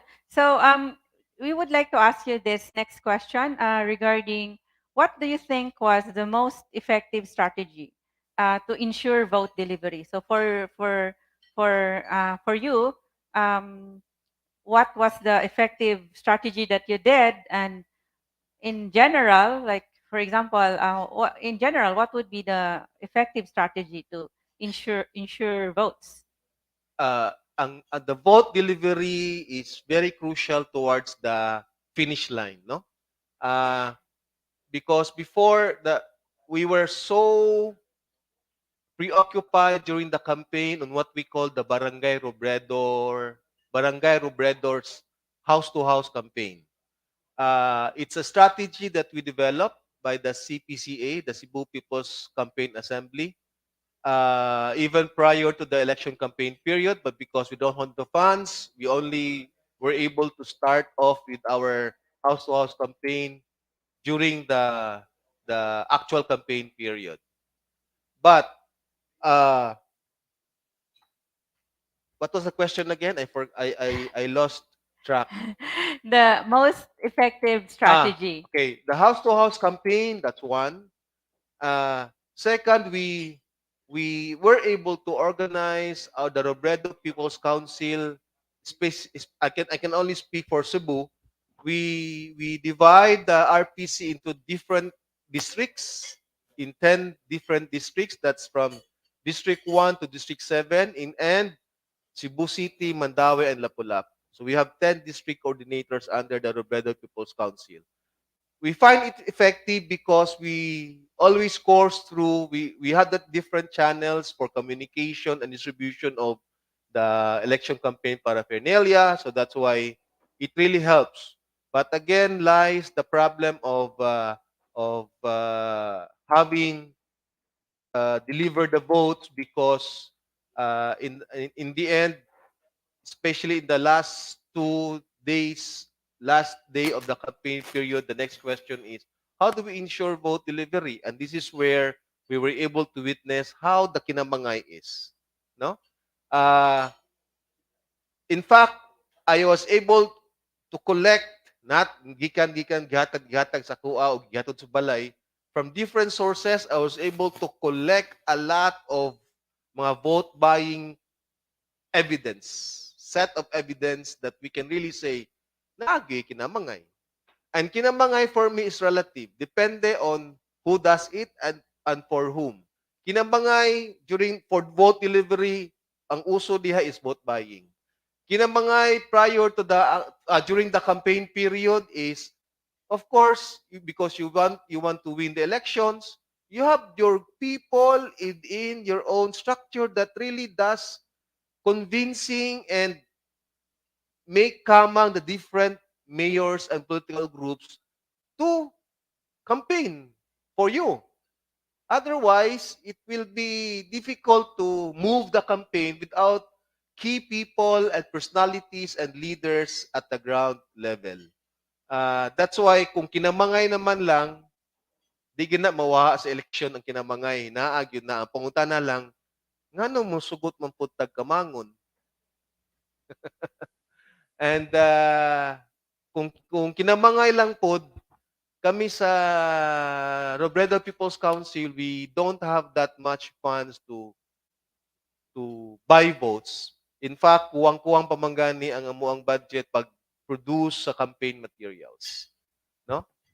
Kuwang-kuwang pa ang budget to mobilize people, to organize themselves. Manalanggani kay daghan ng mga groups nag-organize, mga volunteer groups who happen to be very kakamping. Ingon pa nila, bahala we use our own funds, basta kay we are for Lenny and Kiko. So we mobilize our own groups and we spend for our own campaign materials and we will campaign until Lenny wins. Daghang salamat, Hal. So we heard from Hal, who already also gave his answer to the question, do na ba'y kinamangay sa election? So he has his a discussion about that. We would also ask that question later to Gilliam from the BBM Region 7 coordinator. Before that, we would like to ask from the University of San Carlos, Department of Anthropology, Sociology, and History, and she is also a district coordinator of CCIMPEL, Citizens Electoral Arm. So we would like to ask Professor Laila Labajo, regarding the common election irregularities in different. Before Laila, the next question is for the University of San Carlos Department of Political Science regarding the trends and patterns in the recent national and local elections. So if you could discuss the 2022 or 2020, 2022, 2019, or the year 2000 election. So what would be the trends and patterns in the recent national and local elections? Thank you so much. Thank you so much for this opportunity again. So I will be focusing sa results sa 2022 national local elections, although kaning mga trends no ato sang makitaan evident sad siya sa previous na mga elections. Una sa tanan, there seems to be a trend of mayors and vice mayors winning and they belong to the same family name. In fact, I went through different data, election results, particularly in Cebu. 16 local government units, or 30.76%, have mayors and vice mayors with the same family name, and both of them won. So this is 16 out of 52 LGUs here in Cebu province. 52 that includes Cebu City. Ikaduha, there are 40 LGUs, or 76.92%, who have mayors and vice mayors who belong to the same political party. So there's a trend now of voting tandem belonging to the same political party, and much more emphasize ang local political parties in the winnability of these candidates. And because of that, the third trend na ako nakitaan, ang pag-endorse sa mga local leaders are still pivotal in the recently concluded elections. Ikaupat, local political parties still remain formidable forces. For example, ang One Cebu, no, was able to garner 48% win for both mayors and vice mayors, and 47% those who won councilors belonging to One Cebu political party. So it's almost half of the entire votes cast going to the winnability of One Cebu as a local political party. Ikalima, landslide victory is actually very possible. And earlier, I was listening to the sharing of the two major forces, no, contending for highest position in government. We're talking here of BBM and Lenny. I went through the data. Each of the municipalities in Cebu province, I'll tell you what came out as result, no, of the recently concluded election. Do you know that Sara Duterte won 52 out of 52 LGUs, meaning to say not a single LGU in Cebu province did not let her win. Actually, all the LGUs, including the major cities in Cebu province, let Sara Duterte win the 2022 election. BBM, I'll tell you, 50 out of 52 LGUs went to him. And we're not talking here of a plurality vote. We're talking here of major votes. In fact, the second best to BBM in terms of ranking, unfortunately, is not Lenny Robredo. So where did the two other LGUs go? The two other LGUs actually went to Pacquiao, no? So Lenny Robredo was in third place, even fourth place in the municipalities and major cities here in Cebu. So BBM, 50 out of 52 LGUs, he won. It's important also that representation becomes a crucial factor. What do I mean representation? I'm talking here of party list group representative. Do you know that 40 out of the 52 LGUs in the Cebu province went to Ako Bisaya na party list? So I think much relatable ang kaning representation sa Ako Bisaya.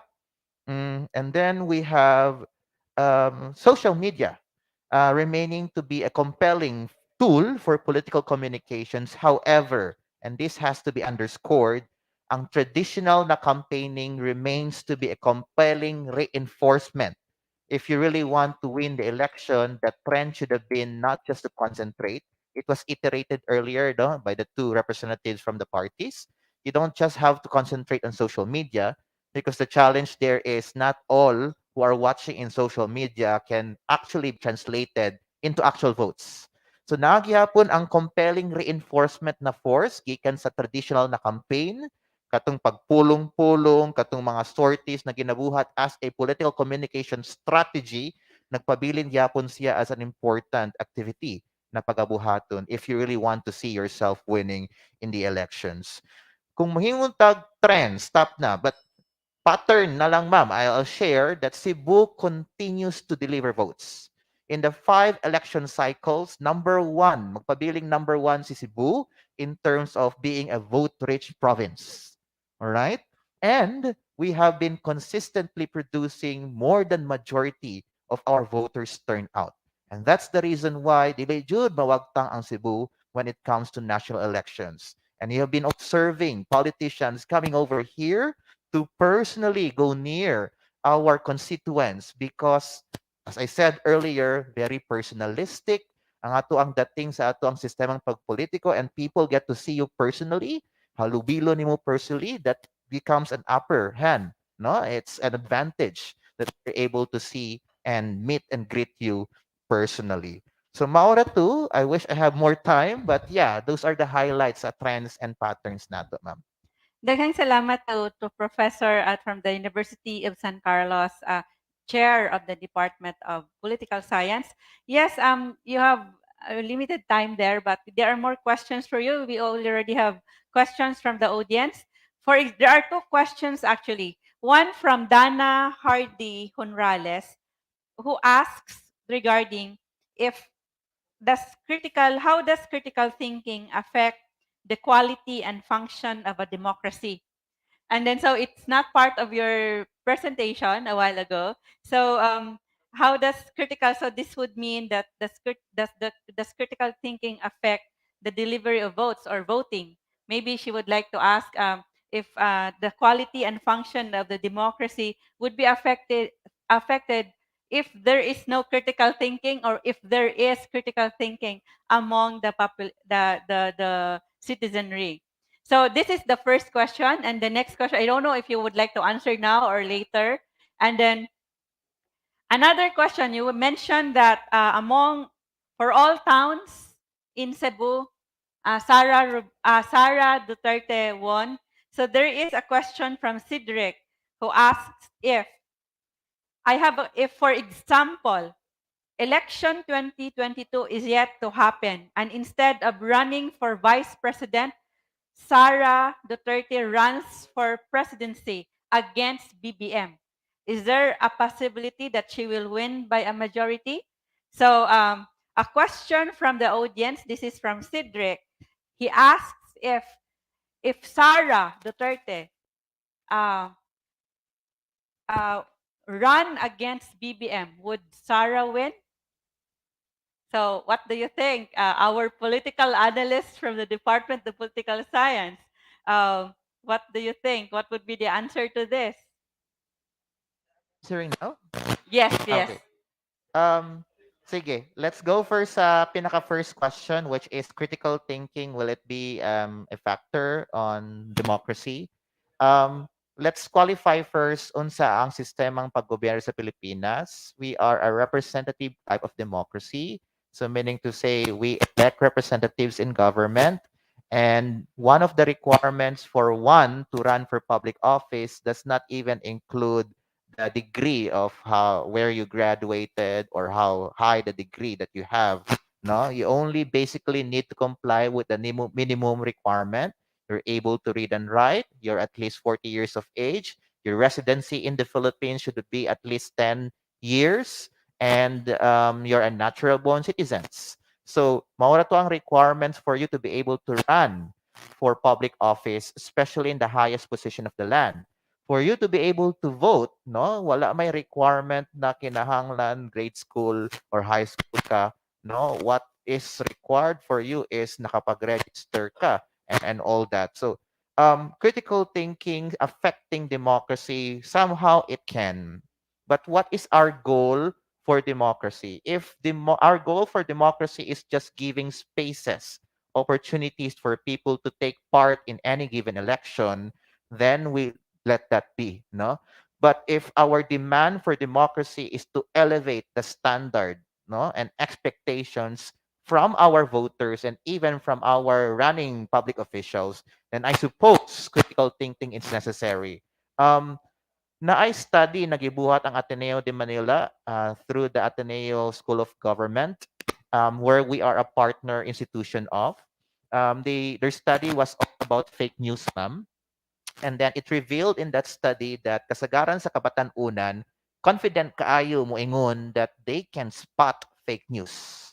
They have high confidence in declaring that they have the skill and ability to spot fake news. However, in the actual survey na gibuhat and actual trivia quiz na gibuhat, 5 out of 10, meaning to say they still are susceptible to being fooled by fake news, even if they believe themselves that they have the skill and capability to spot fake news. So kana is one of the many factors that can influence the turnout of our maturity of our democracy, especially if we do not anymore encourage spaces for collaboration, discourses, thereby enhancing our critical thinking abilities. Wala ko'y time, but so for the next question, next question. what do you think? You said that Sara Duterte won in all of Cebu towns, and BBM won. I mean, Pacquiao won in 2 towns in Cebu. And then the question from our audience, from Cedric, if Sara Duterte if Sara Duterte ran against BBM, would would would would she win by a majority? Well, I suppose that is a very hypothetical question. I don't think there will ever be a possibility of Sarah going against BBM because yeah, but if you try to just look at the records or data that we have, particularly sa results sa 2022 election, na ay upper hand in terms of actual number of votes. Mas daghan votes ang nakuha ang kay Sara in comparison to Marcos. So Okay. if by just the votes atong tanawon, actual number of votes as the determinant to answer this question, Sara, definitely. Uh, yes. Akong pasabot because I'm just answering the question. Yung question if mudagan ang duha. Of course, daghan kay factors, no? We try to look at the context around the decision of Zara to win, kinsa ayang mga backers, kinsa ayang mga political party niyang dadon, kinsa ang mga political machine, daghan kay factors. Pero as I said earlier, if we just look at the actual votes, no? Remove all the other factors. If vote is the actual determinant lang, tanawon na to ang actual votes, no? It revealed there na mas daghan votes nakuha si Sara in comparison to BBM. But again, a disclaimer, there are a lot of other reasons, justifications, factors that will affect. And in the first place, I doubt, na I'm telling you as early as now, I doubt if Sara will ever run against. Yes. Daghang salamat, Regine. So there would be an interaction. But before that, okay, I 1 minute interaction from the audience. Is that a question or a comment? 1 minute from the audience. We have Anol Mongaya. We have 4 more questions actually for our panelists. 6 more questions for our panelists.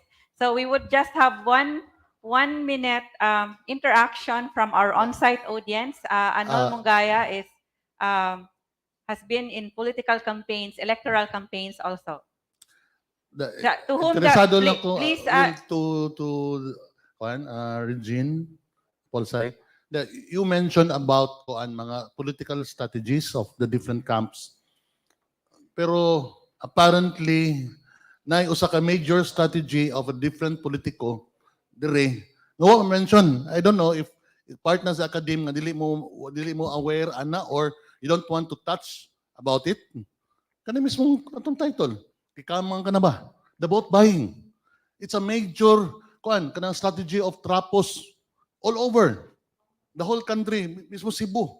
Ana, ang mga trapo mismo moingon na nga, well, kibaw mi nga sayop na, pero unsa mangita kag lisod gyud, lisod-lisod gyud ta para sa nitabo mismo ng duol kas mga tao, kumbinser, o muduol tag dito mga politiko, palit lang dito. Ana, ngano man nga ang atong academe wala mo deal ana nga problem. Ngano man ato academe wala man mo deal ana nga how do you raise the consciousness of people nga dili mo dapat og kwarta. How do you deal with kanang consciousness nga okay kibaw sila nga sayop. Sayop ang mudawat. Pero ang atong mga katawhan mudawat nga honest kayo. Muboto sa politiko nga ilang nidawat nihatag nila.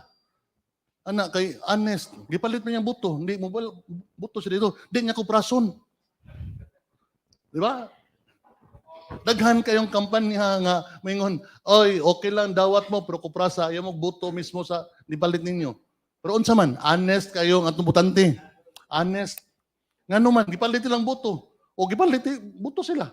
Yeah, that's a major strategy of rapo. Dire mismo. Ngano man ang academe wala mo hisgot ana. Nganong appeal sa strategies nga discuss, dili man na siya ma-appeal. Na ako mga tana. Daghang salamat, Anol. That question, I guess it's addressed to the academe. So we have actually we have two panelists from the academe. We have from the University of San Carlos Political Science Department, and you also have from the University of San Carlos Department of Anthropology, Sociology, and History. We would like first to ask to answer the question from Anol. We would like to ask Professor Regine first. Yes, briefly. Briefly, no.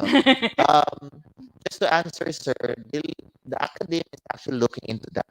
No? It's not right to say that we are not including that as one of our areas for study. Um, it's just difficult to access data because we want as much as possible to be very objective in our analysis. And one of the areas or things that we have to put in mind is data. No, we're of course we're doing ways. Regine, please change your mic. Yeah. Uy, salamat ka. Ganong matunong man dyan sa ako ang sugod na. Gisabutahe ka sa Yeah. sound system. Yeah. Pero, yes, sir. That has been part of our agenda. We're very vocal also sa amo ang advocacy against vote buying. In fact, in the many voters education na mga campaign namo, siguro di lang ninyo may madunggan, but we are including that as part of our agenda, our talking points, no? But at the end of the day, we cannot dictate the actual turnout of the election and the actual turnouts of vote buying. As I mentioned earlier, we may have observations. We have recorded, documented stories.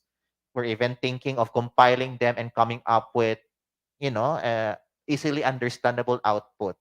As I mentioned earlier, even if there are a lot of stories documented, we also go by the rule of law, which is whether or not there are actual cases filed and whether or not there are actual data where we can get so that we can objectively and critically look into the matter.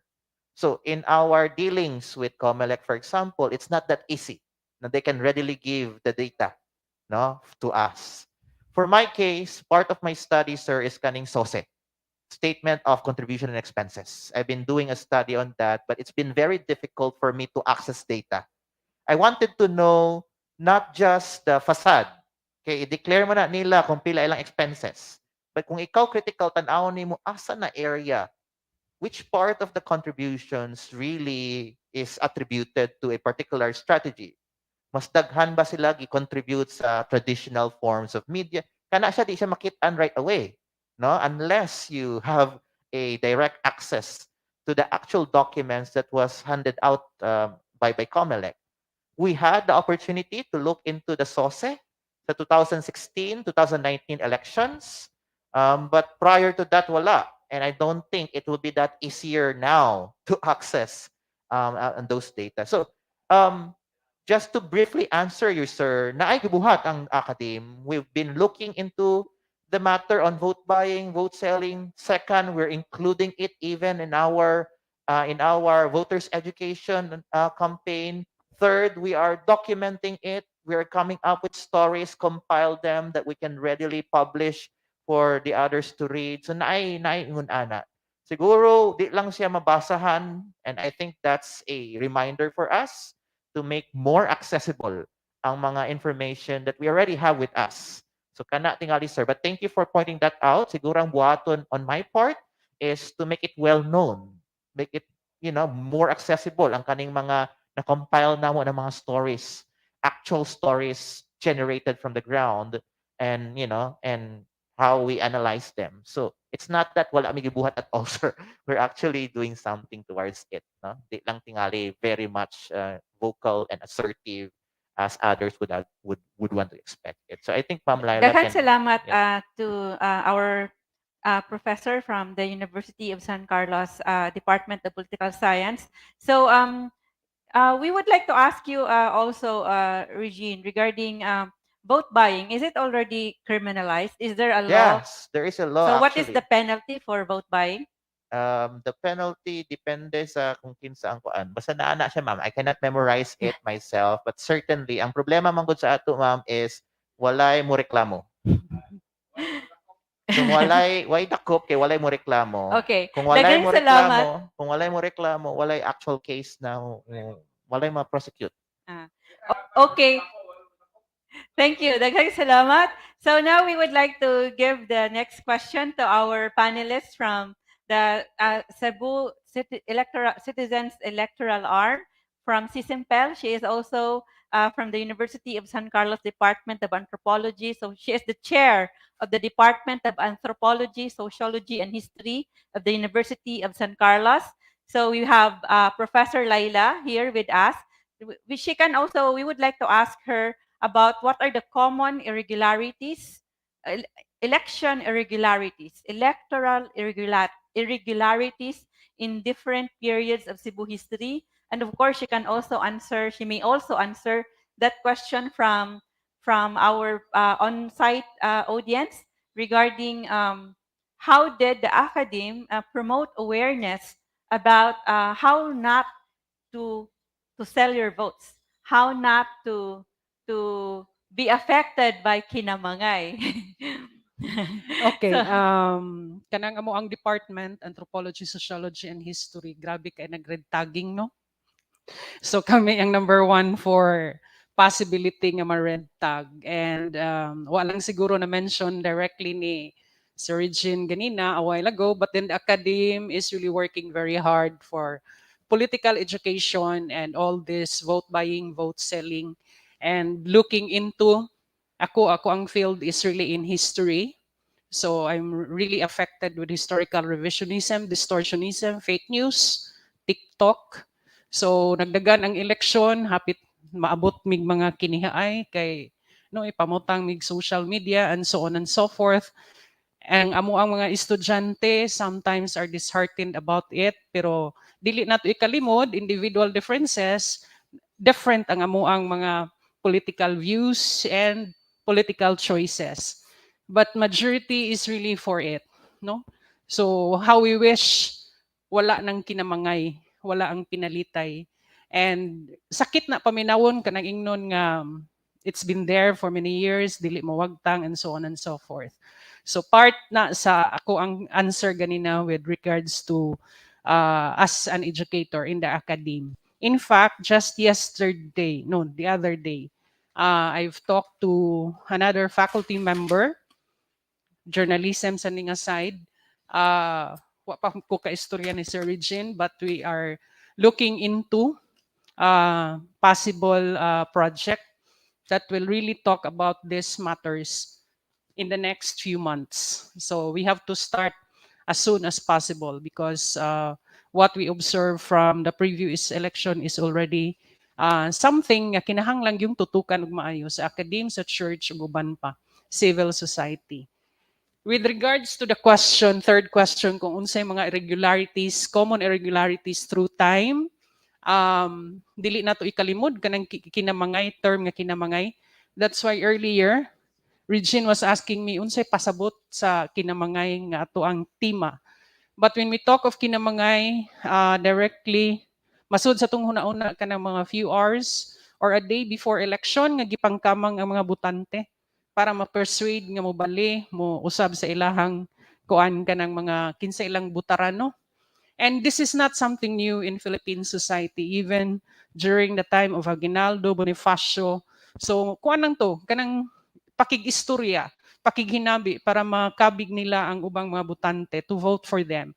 But I would like to focus on the recent times kung atong i-compare ang katong manual counting pa ug ang karon nga automation na ang ato ang gihimo sa ato ang election. Of course, parts irregularities at that time nga manual pa is dali kaayo matikas.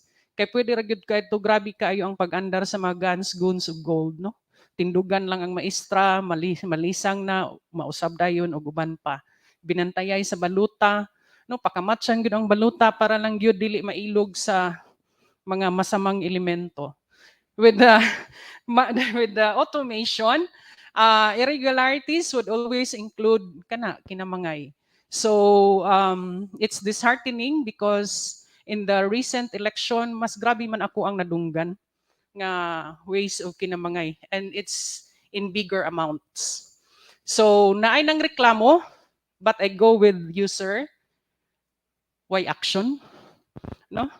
So in our case, as the political arm and the electoral citizens arm of COMELEC, ang process namo is we have evidences. I even took pictures of 3 nga directly gud ni istorya sa ACOA. So the money was still there, the sample ballot was still there. So amo na siyang ikip, himuan ni namo siya report. And this is the property of the Archdiocese of Cebu and of course of COMELEC. Kung naay mo reklamo nga partido, adto sila mo pasaka sa ilang reklamo to COMELEC.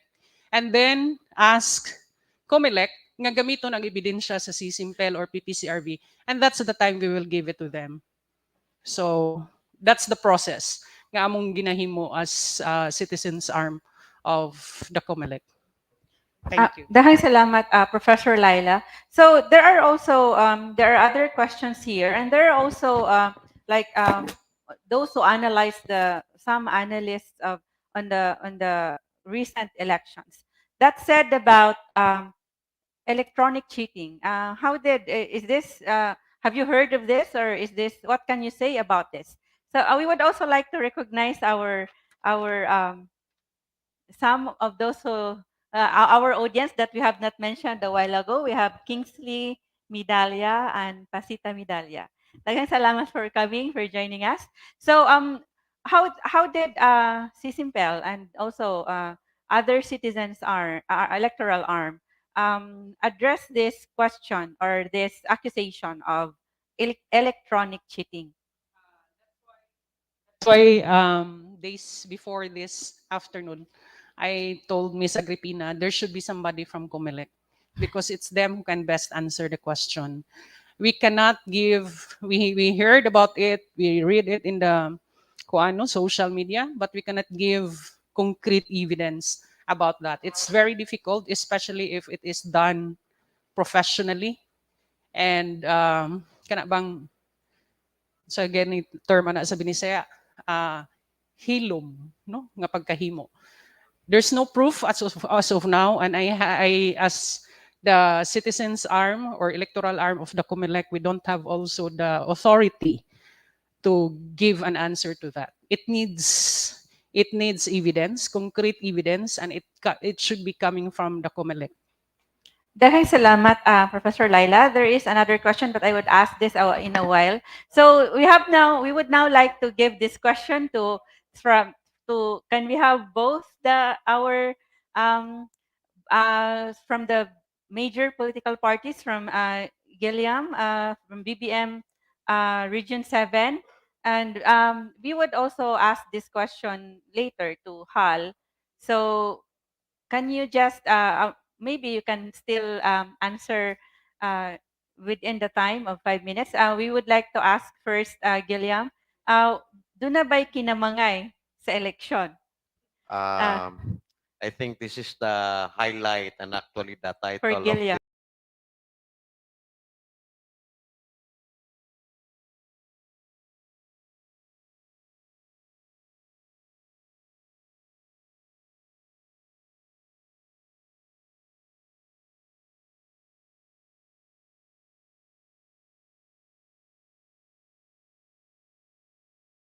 Question on kinamangay is such a very serious question that really affected the lives of the Filipinos.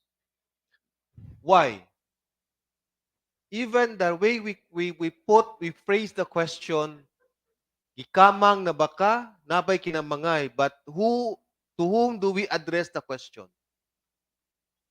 Either the voters or the candidates. But there is one angle that we somehow failed to raise a possible question. Can we elevate the same question to the COMELEC? Gikamang na ba mo? Come to think of it. And for me, I should be seriously asking that question to the COMELEC. Nakamang ba po ang COMELEC? And that relates to the question of electronic cheating that becomes so sophisticated that it becomes so clean that we can never get the kind of evidence that we need. There might be potential kinamangay in the COMELEC. And have you heard about the stories even before the campaign period? Di na tamutog eleksyon, oy. Daog na. Ngano mag-election pa man. For a while, I did not entertain that question because I always believe in the Robredo agenda, the good governance, at somehow kani siya maka-influence sa pagpalimpyo sa atuang electoral system. But look what happened. They practiced it in 2010. They made better in 2016, performed well in 2019, and perfected in 2022. So that question for me, I agree. Dapat na tayo taga COMELEC, but the local COMELEC cannot answer even those questions. No? Kay, we might be too critical in the electorates and the candidates, but what about looking at the lens, no? The fairness of all things is that we always advocate for a clean and honest election. But who ensures that? Dili man kingali kita sala sa mga tao magpabayad. Di pa nangali sala sa mga kandidato kung mupalit because no one is reinforcing the law. Nabay na dakpan? Wala. Na ebidensya, gisunog. So balik na sa pangutana, pwede ba kung mangutana po sa COMELEC, gikamang bapod mo? Thank you. Daghang salamat, Hal, for your answer to that question of Duna bay kinamangay sa election. So, do you think, how about Hal, the house-to-house campaign of the... Well, for me, the house-to-house is the soft version of kinamangay, the more legitimate, no? In fact, I'm happy to see one of my kakamping volunteers, si Fel. Hi, Fel. Thank you for coming. Kay na, happy ko kitag laing kakamping diri sa sulod. Si Fel, I would say, is one of my very and most active kakamping house-to-house volunteer. Oh. And I was so proud of him kay sila ni ang, we find the house-to-house campaign the most effective strategy because that's only the time that you're able not just to talk, but to shake hands, but also convert into votes. Because we managed to come up with a more methodological, systematic way of doing our house-to-house. We made a tool, monitoring sheets, and report consolidation. And that's how we realized, nga nung di magini magtugma ang amo ang records in the actual results in the election. So we came up with a lot of analysis, no? Di na ko pwede ma-share ang uban diri karon, but house-to-house could be one. That's why we call it the Barangay Robredo's house-to-house campaign. In fact, it became that's where our volunteers became so serious in the campaign that I thought for a while kausaras lang mo join sa house-to-house. But look, every day, every week, na ay mga magbalik-balik o mo join, mga na, Sir Hal, wala, kanus ang schedule sa house-to-house campaign. And that makes you feel better because they really appreciate that kind of campaign strategy. Daghang salamat, Hal. So, we have a question for 1 minute. Can you go to... can we show the... As I said, it's a legitimate, the soft term of Kamang. Because you what, kada mga is getting votes, man. There's a microphone, sir. Ako lang i-qualify ba? Yeah, of course. Ang house-to-house is legitimate ko ang kampanya, campaign. Ang Kamang is illegitimate. Of course. I agree. Thank you. So, house-to-house, for the question, it's a comment from our on-site audience from Ray. Is it? So, a house-to-house campaign is it's a campaign, legitimate campaign.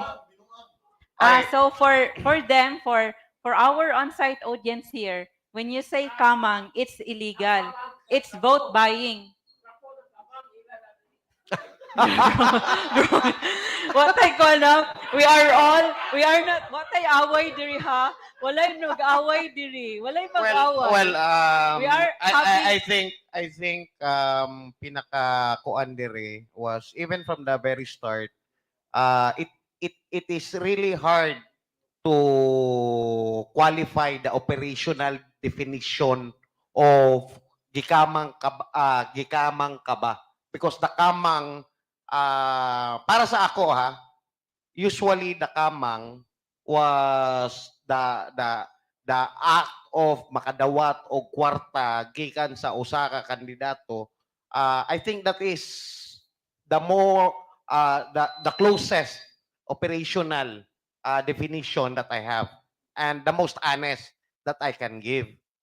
Karon gipangut hello. Medyo hinayan tingali. Overmode.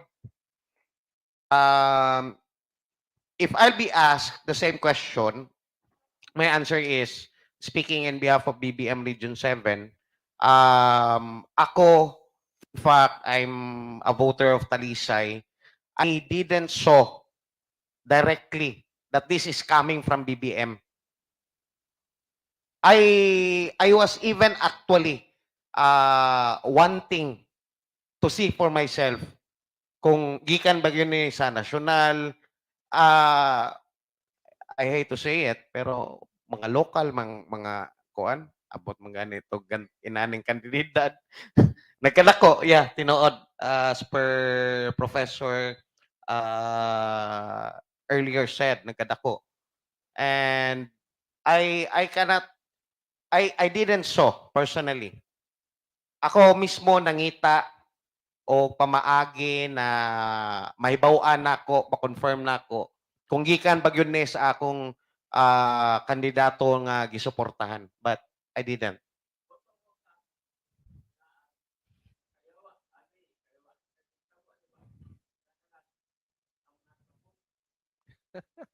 Okay. so there is an interaction from. Well, there is a question pero dili madungog sa microphone. I think, can you stand on the microphone, sir? So Okay. there is an off-the-record question from our on-site audience. I think it was a side comment. The fine gentleman was saying or commenting na ang nakakuan ko no aning pangkamang is from the trapo, or basically, or the operational definition is the traditional politicians.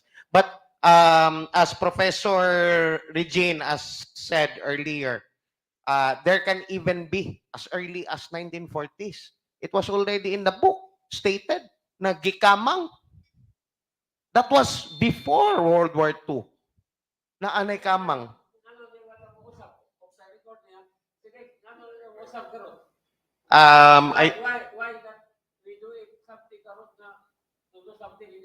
I believe, sir, your question should be asked in the microphone. Excuse me. Actually, we have actually a rule for our on-site audience. For online audience, they can give the questions, but we have a question and answer portion.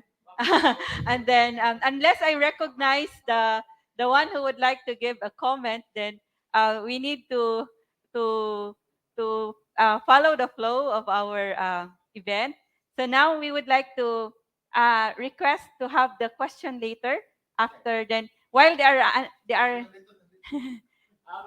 so later. So now for BBM Region 7 coordinator, group lead coordinator, would it be okay for you to comment on that question, or it is also okay if you wouldn't want to answer the question from a while ago from our online audience? Our Online? the one in our Facebook page, the one of our audience Okay. gave a comment and asked, if Sara Duterte ran against BBM, would she win against BBM? I think that question was exactly answered earlier from Professor Regine, the gentleman from my on my left side na earlier na daghan kayong factors pero kung pagbasihan ra ang factor base sa boto, sa votes, the possibility is na mudaog si Inday Sara. But the reality is mura lisod kaayo manggong pangutan-o na unsa may makuha kung matubag ng pangutanaha. Right? Because VP Sara won as VP Sara, not as President Sara. The intention at the very start was for her to run as VP, not as Pres. Maaya akong tubag, ma'am. Daghang salamat, Gilliam from the BBM Region 7. And then also thank you to Hal. So from Robredo People's Council in Cebu. The last two questions are for our panelists from the University of San Carlos, from the Department of Anthropology, Sociology, and History, and she is also a coordinator of CCIMPEL. So the citizens arm, the Cebu Citizens Arm Group. So of the Archdiocese of Cebu. So we would like to ask Professor Laila Labajo regarding the actions of electoral citizens' arms regarding allegations of kinamangay. So what were the actions of, for example, CCIMPEL and other citizens' arms group, like NAMFREL is still around, right? And other groups guarding the votes. What were the actions regarding these allegations of vote buying or secret campaigning with vote buying on the eve of elections or even before that, or during the entire election process? So what were the actions? I think na-mention naman ako ganina a while ago kung ang process sa CCIMPEL. So every time na ay mga ma-recorded, because we trained our volunteers, local volunteers, to document anything mga untoward incidents during election time. So we keep it from the parish to the headquarters. Mao na siya mo ang process. And then if a candidate will file against it or asking to use it, they have to go through to COMELEC. And then it's the COMELEC who will request it from us. In the parish level, of course, wala nagkulang o appeal sa political education ng ato ang mga kaparian o atong mga volunteers, because we really go to the parish levels. But maulagi na, when we talk of kinamangay and vote buying, vote selling, daghan kaayog implications. Kawadun sa tao, magdawat na lang left and right, mangupras, no? So attached sa kinamangay is ang pagpangupras. And just this election, mura magmanimbaut na kung balhibo maminaw sa pagpangupras, no? Kay nanay mo ingon nga nakadawat siya in total of 21,000, no? So kuan ni naganam kadagko. So kuan. So ingana no nga mga stories nato. But then again, this has something to do with mao na nga starting next week, CCIMPEL, and I think also NAMFREL, PPCRV, and any of those non-government organizations nga nitabang during elections will also be assessing what happened in the previous election, because that is usually our process. Unya, we will go into discernment process kung what's the next step and what would be the content of our political education. So that will be taken into consideration. But with the 30 years of the existence of CCIMPEL, wala gyud na mawala sa amo ang module ang do not sell your vote, do not buy vote. No? Yeah, kanang graft and corruption, unsay nindot nga qualities of choosing the right candidates. But then again, that is the thing that we have to ponder also this time, because of kinamangay we'll look into the last election.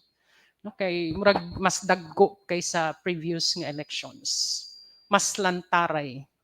Makulbaan ka sa mga statement sa mga tao. Anyway, ato amining kwarta. No? Adto ta kay naay gipanghatag.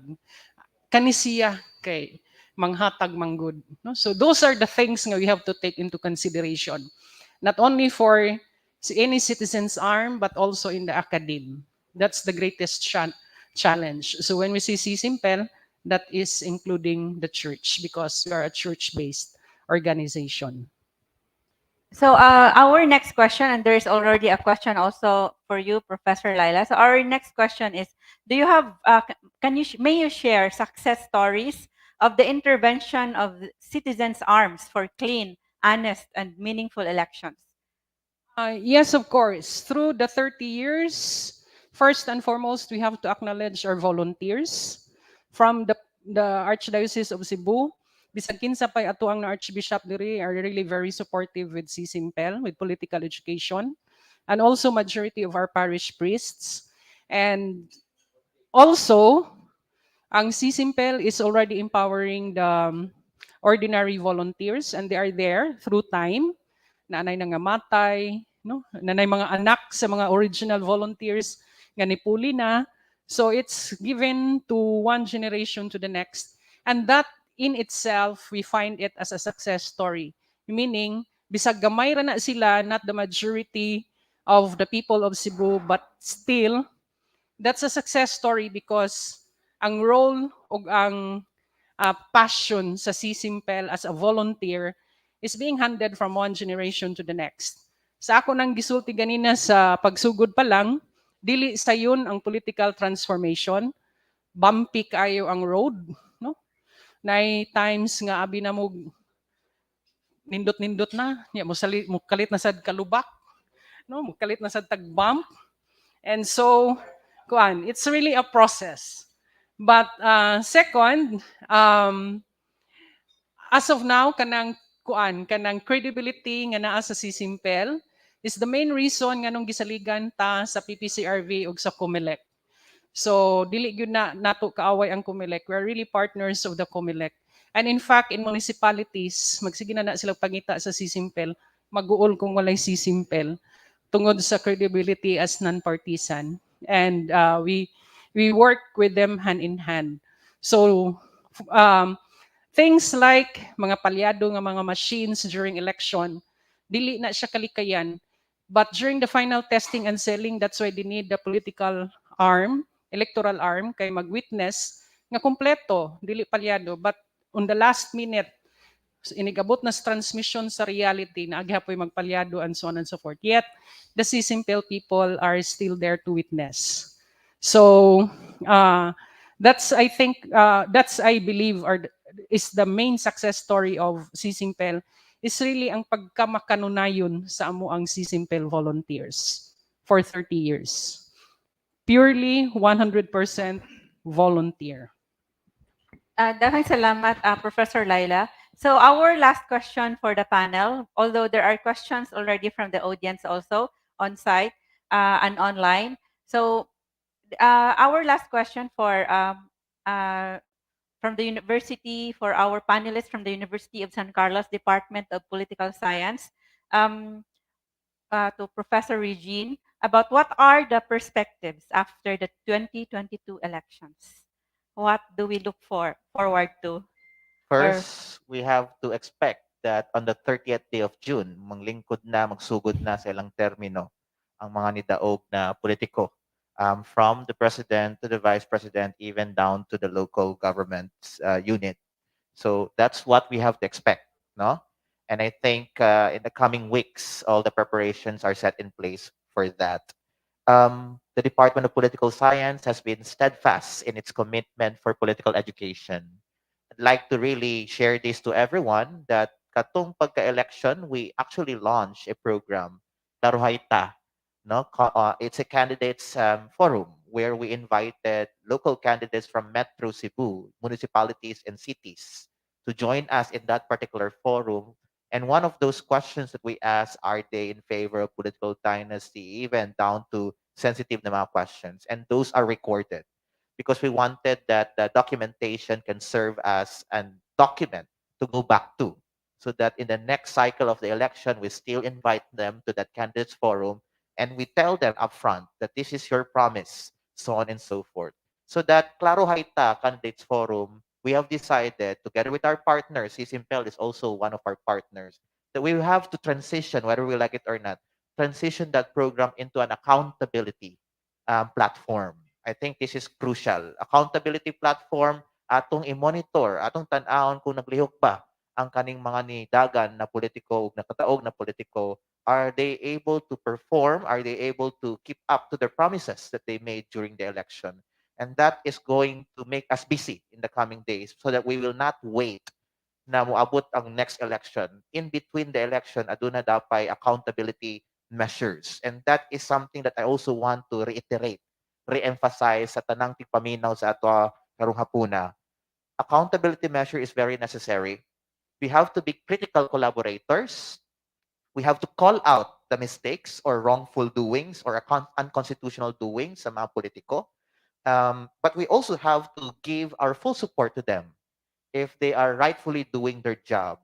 Why do we have to be like that? Okay, no less than. And I'd like to reiterate this, ma'am, no? Okay, sometimes malimtan sa mga tao ang basic matter. For example, sa ato ang patakang balaod, na sa Article 2, Section 1, niingon yun dito, that although we are a democratic and republican states, although we elect representatives sa government, sovereignty resides in the people and all government authority emanates from them. Usahay manggod mahadlok ang mabotante. Just because they are the ones who elected people in public office does not mean that they cannot do anything even after election. So part sa pag-intensify sa atong accountability measures, part sa pagbugna and form together kaning mga pressure groups would have to be that power, that sovereign power na gi-vest unto us sa ato ang batakang balaod. Importante that the academe has also been working closely with other non-partisan pressure groups.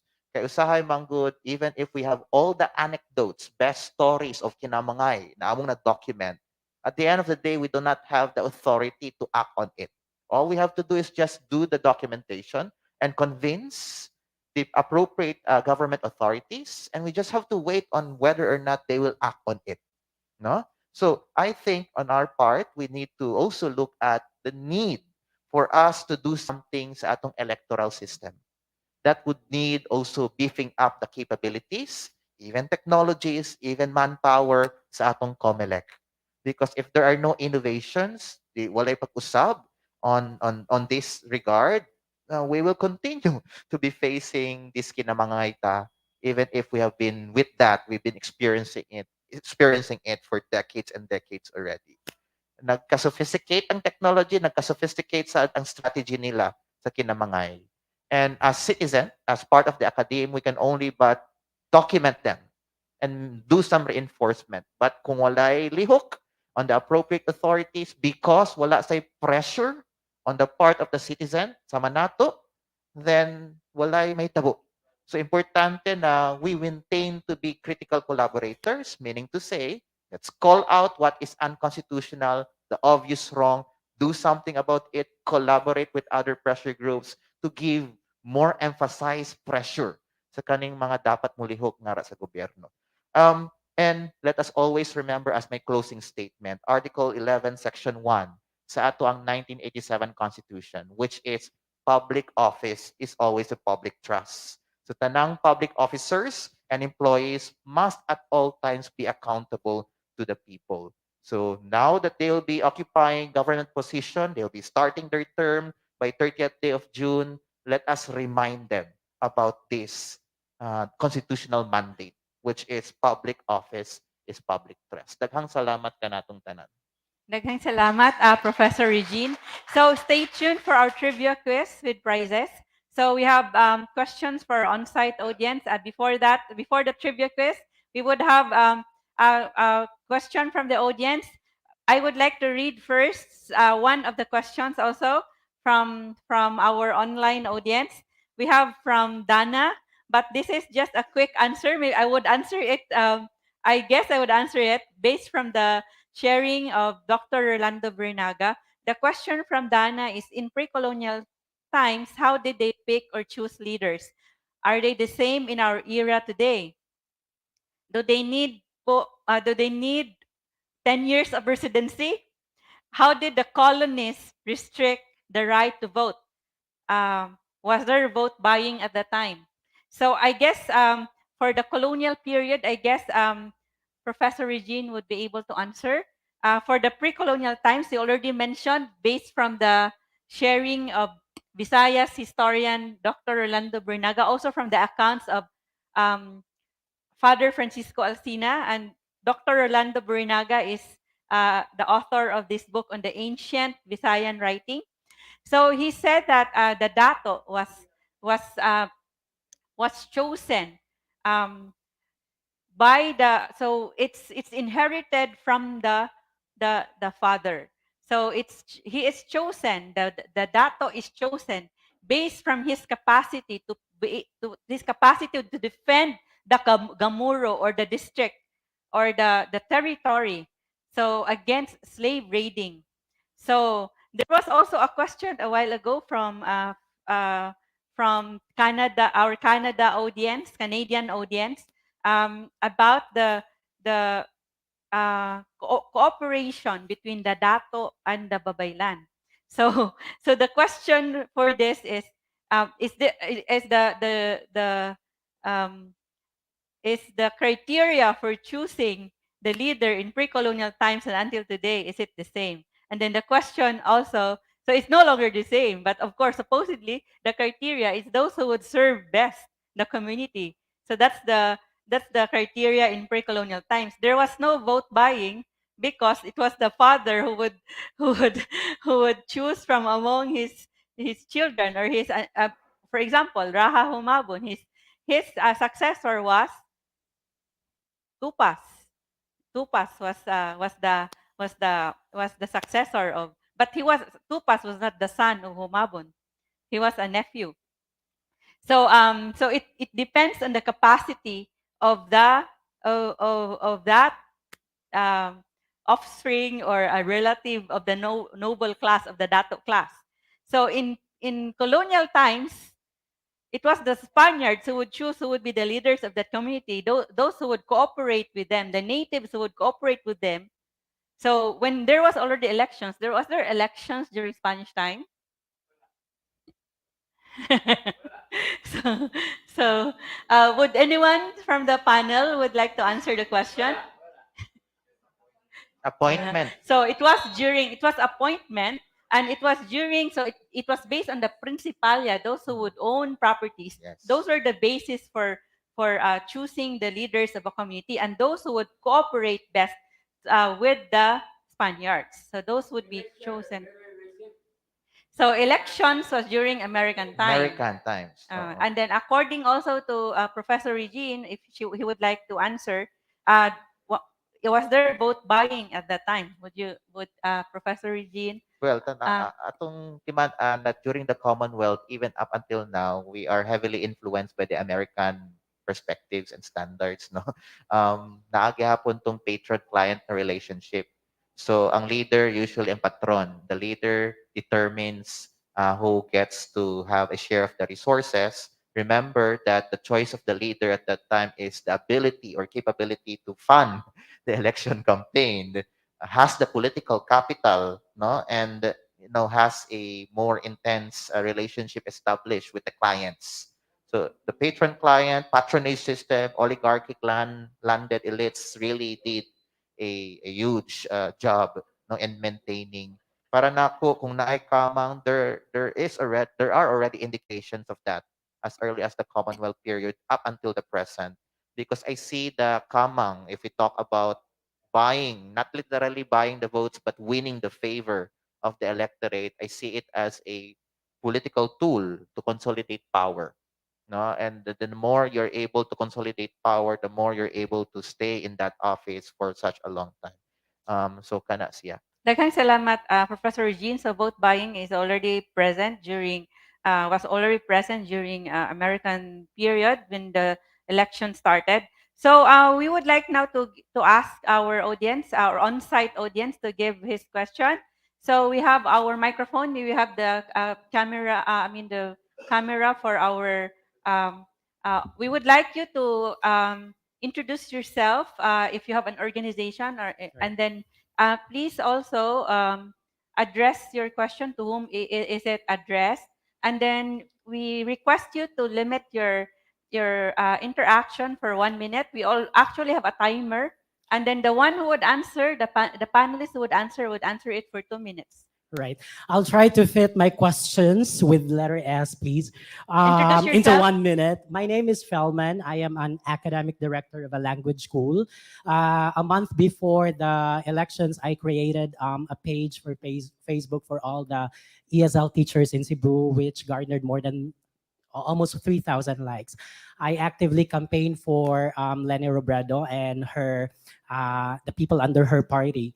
My questions actually, since I understand that we are on the verge of finishing this event, I would like to take this platform to ask all of the panel members questions. First, for Mr. Roque. Earlier, when you had your opening speech, you said that one of the seminal strategies that you had to win the elections was not to face up to pressing questions, which for you or for the people behind your campaign were very annoying and were senseless, unsensible. Do you think now that BBM would be the sitting president come July, do you think this should continue as a strategy?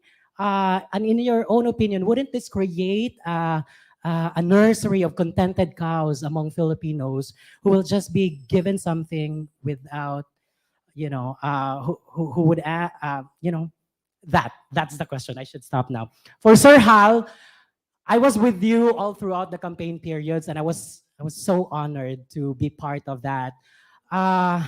You said earlier that one of the factors that made us not make it to win the presidency and the vice presidency was that we did not have enough budget. Other than that, were there any other factors where we did not have strength in? What were those so that we can be stronger in those areas the next time around? And for the two educators that we have, is it safe to surmise that we had wise voters among the youth this election? Thank you. So we have the questions. We have here. So Phil, is it Phil? Phil has questions, 3 questions. So the first question is for Gilliam. So the question was,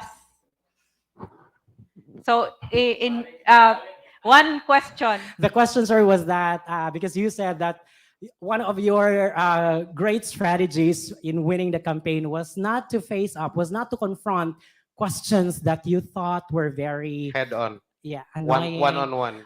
Yeah. In your words, you said, "Do not make patol." Yes. I clearly remember that. Yes, Do you true. think this should continue? For BBM once he sits as the president? I can only speak during the campaign, as the designation was BBM Region 7. This is purely for the campaign.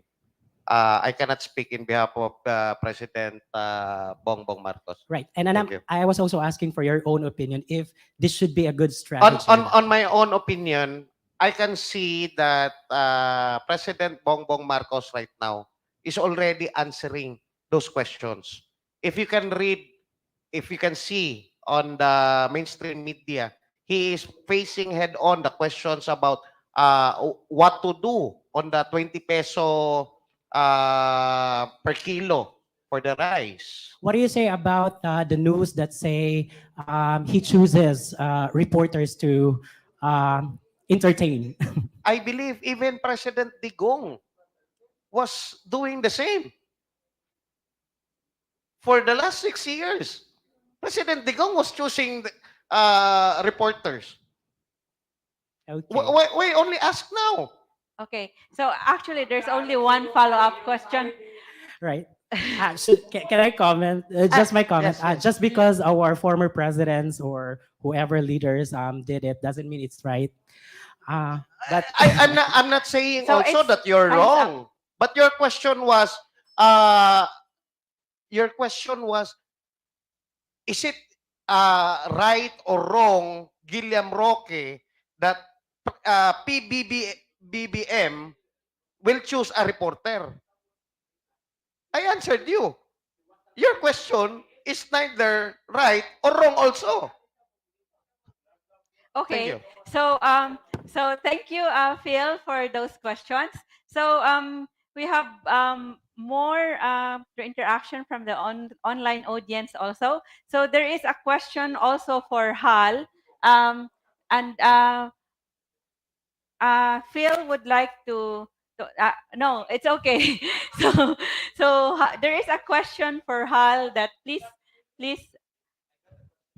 you got the question. So please answer the Okay. question, Hal. Yeah, as in any case, budget is always the biggest consideration. But he asked, aside from the funds, perhaps it would be the time. Because we came in too late, one, in organizing the group. Yeah, we were able to come up with the Cebu People's Campaign Assembly, but when? It was formally established last November 2021. But I attempted to organize such as early as January of 2021, but no one listened to me. Unfortunately. Unya na naahal, busy pa. Unya na, kaya pa mo declare si Lenny. And I think number two, that's one reason why we came in unprepared. Lenny decided too late. But I don't want to use that against her. Because, you know, if you're a good leader, you need to weigh things out to make better decisions. Diba? But they say in politics, if you want to win an election, day one planning starts right after the election. So, July 31 or May 10, dapat prepared na for the next 2028 election. I think that answers the question. Thank you. Daghang salamat, Hal. So for the last question, I think that would be the last question, or there would so the answer. So there is a question for those in the academe. Humana mong kaanol? si Ray nasad kay na officially nag-ask na ba si Ray? One question. O usa na lang, 30 seconds lang imong question. So to whom is it addressed? Ano na specific question para sa Carlos? You were talking one point, 2 points ako actually. Ang first point would be katong bahin sa inyong debates. No, you were talking about itong i-follow up ang accountability of those people. What about those nga wa madayon ang debates? Panalitan, the crucial governor. Wala madayon. So how do you plan to demand accountability from Governor Gwen? Like karon, isug na kay siya mismo nga kuan, musukol sa ITF. Unsa may lihok na to? Ana, question. Laing question ako, laing comment lang bahin sa katong the talk about Gikamang na for so long since the time of the Americans, murag ko na part na ng kamangay, part na ng vote buying sa election strategies. Ana, for so long, even before martial law, kana bitong lungsod magsurvey ka. Sa survey, kinsay boto, kinsay kontra, kinsay undecided. Inig ultima ora, assessment mo, kinsay paliton, kinsay di. In fact, years ago, doon ako kalalis mismo. Thank you, Anol. Oh. Thank you. Thank you.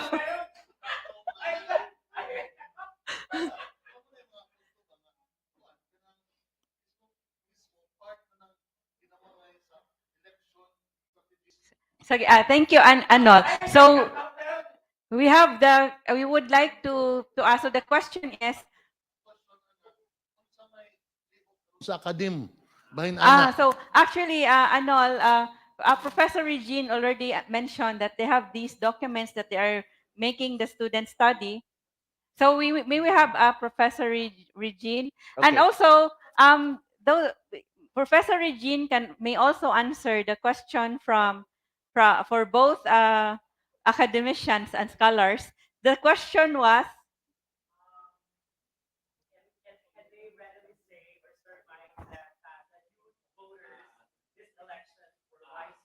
Oh, so Yeah. the question is, Got would you say that the youth in the last 2022 elections were the voters, the young voters, were they wise voters? So of course the comment from Anol, I guess, have answered that. Yeah. So- I'll answer first the question of sir. If by wise you mean experience becoming a determinant of your decision, then I would say no. If by wise you mean access to information and deciding from that, then I would answer maybe. If wise, it means going out to vote and exercise the right to vote, I would say yes, because there is an increase of the number of youth voters actually exercising their right to vote. So that's how I will answer your question. So we have also an answer from Professor Laila regarding the question from our on-site audience, from Phil. Okay, let's make it If the simpler. voters were, the young voters were wise voters. For the young voters who registered themselves, went out to vote, and who voted wisely, it's highly appreciated. For those who did not, personally, I hope that in the next election, there will be more wisest youth voters. So, Professor Laila, there is also a question from Cedric here online. My question is, does historical distortion is historical distortion one of the factors that made these irregularities happen in the recent elections? Yes. Were the irregularities and historical distortion related? Yes. Historical Distortion and irregularities in the elections. no, it's not the same, but it's one of the irregularities. So historical distortionism, revisionism, fake news, the works of the trolls. There was even someone who said na kuan kuno no, relative kuno na sila, but in history it's not. History is history. Fact is fact. History does not lie. Daghang salamat, Professor Laila. So do we have more questions from the audience? Do you want to?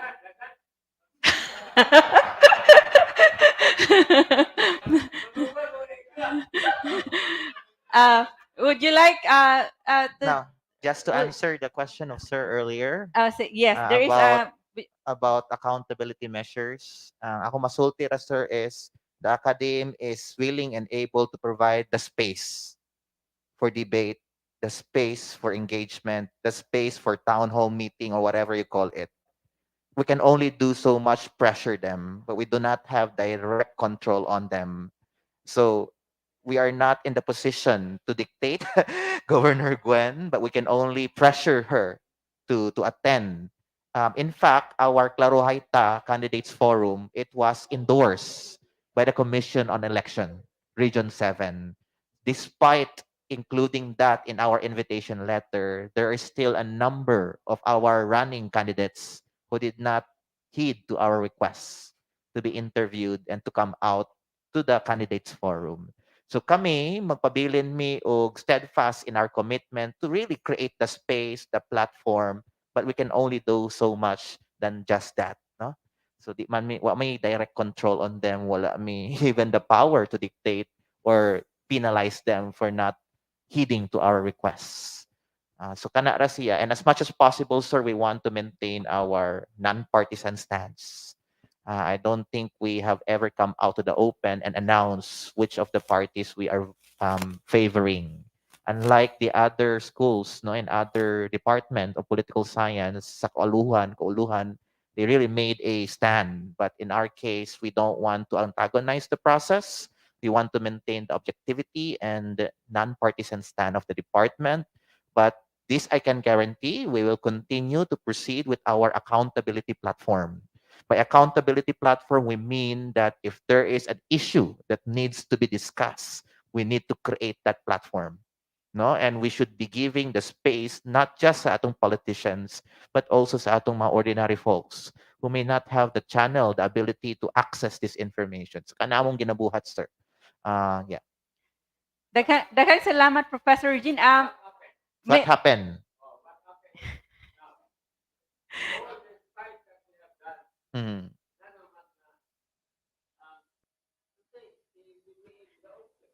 Mm. So we have an interaction from the audience. Yes. For only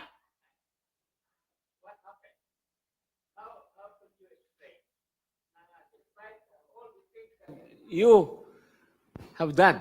Mm. the camera.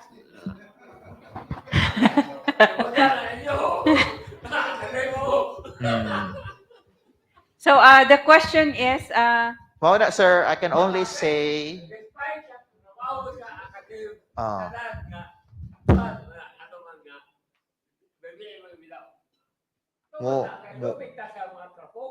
Mm.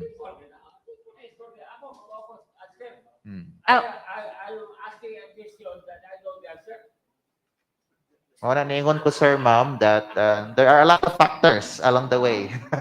And one of them, as you mentioned, is kanima traditional politicians no, meddling on what is supposed to be the democratic affairs sa ato ang political system. And I think everyone here must recognize that there has to be improvements sa ato ang electoral system mismo.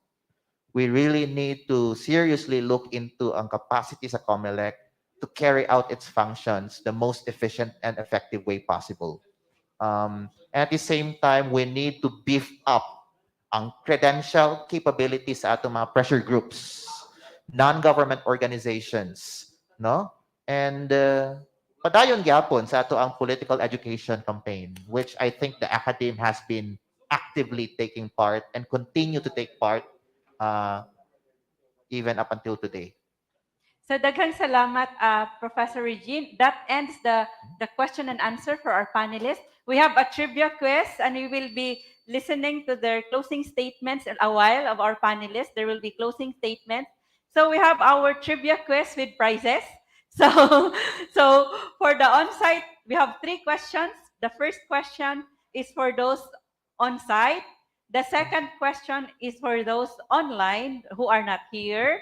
And then the third question is for both online and on-site, but you will all answer through the comment section of the Facebook Live page. So those who would win and those who would be able to answer the first and second question will not have a chance to answer the third question. So, so the first question is for those on-site, and if you want to answer, you raise your hand and you go to the microphone. Can we have a camera for the one who would answer the question? So we give chance to others who have not yet won any prize. So there are some here who have already won prizes. A Hall of Famer from the tour guide from Flag, si Ellen, is already a Hall of Famer of answering questions. She is a Hall of Famer in the trivia quiz of Pamgrass. We also have Raul, who have been winning countless times. And we also have, from the descendants of the World War II veterans, also a Hall of Famer of answering questions. So you will not be able to answer these questions, okay? We'll give chance to others who have not yet won any prize. So the first question is this. So the one who would win this would win 3 rainbow cupcakes, because this is Pride Month. So the question is this. What is the title of the leader of the community in the Gamuro? It's larger than it's a district. It's led by this leader of, what is the title of this, the leader of the community in pre-colonial Visayas? So the prize would be rainbow cupcakes. Because it's Happy Pride Month. So the one who would want to answer would raise your hand. Ang panelist, kay ganahan mo to bag. Wala mo yung So audience lang. So who wants to answer? Please raise your hands. You go to the microphone, introduce your name. So So those online, please stay tuned. So go to the microphone, please. Can we show the one? May we show the one? Please introduce your name. Hello everyone, I'm Charm po. Your name is? Charm. Charm. Yes. So Charm. So what's your answer? The leader that we call Gamuro, it's Dato. Dato. Congratulations! You win 3 rainbow cupcakes. Congratulations to Charm for listening to our discussion and knowing the answer to the question of what's the title of the leader. So the next question is for the online audience. So the online audience are those who are not here. The third question is for both online and on-site audience, but you will all answer. So are you sure you have good internet connection right now? Are we giving them the password for Wi-Fi so that they can answer for the third question? So the second question is for those online, also for those who have not yet won a prize. So this is a very easy question. So the second question, the prize for the second question is a therapeutic and a relaxing hilot sa tiil foot massage from our Alima native massage. And this is a very easy question. What was the complete and exact date of the 2022 national and local elections? The complete and exact date of the 2022 elections. So murag the online audience do not want to answer. If no one would answer online, so we would give this to the on-site audience. Ang panelist. So this is our hilot sa tiil. It usually starts with also a foot soak of sea salt and ginger. And then, of course, with it is a detoxifying foot soak. And then there is a hilot sa tiil after. From our babaylan, the healers of our Alima native massage. So, did someone answer? Ay, dili pwede ang panelist.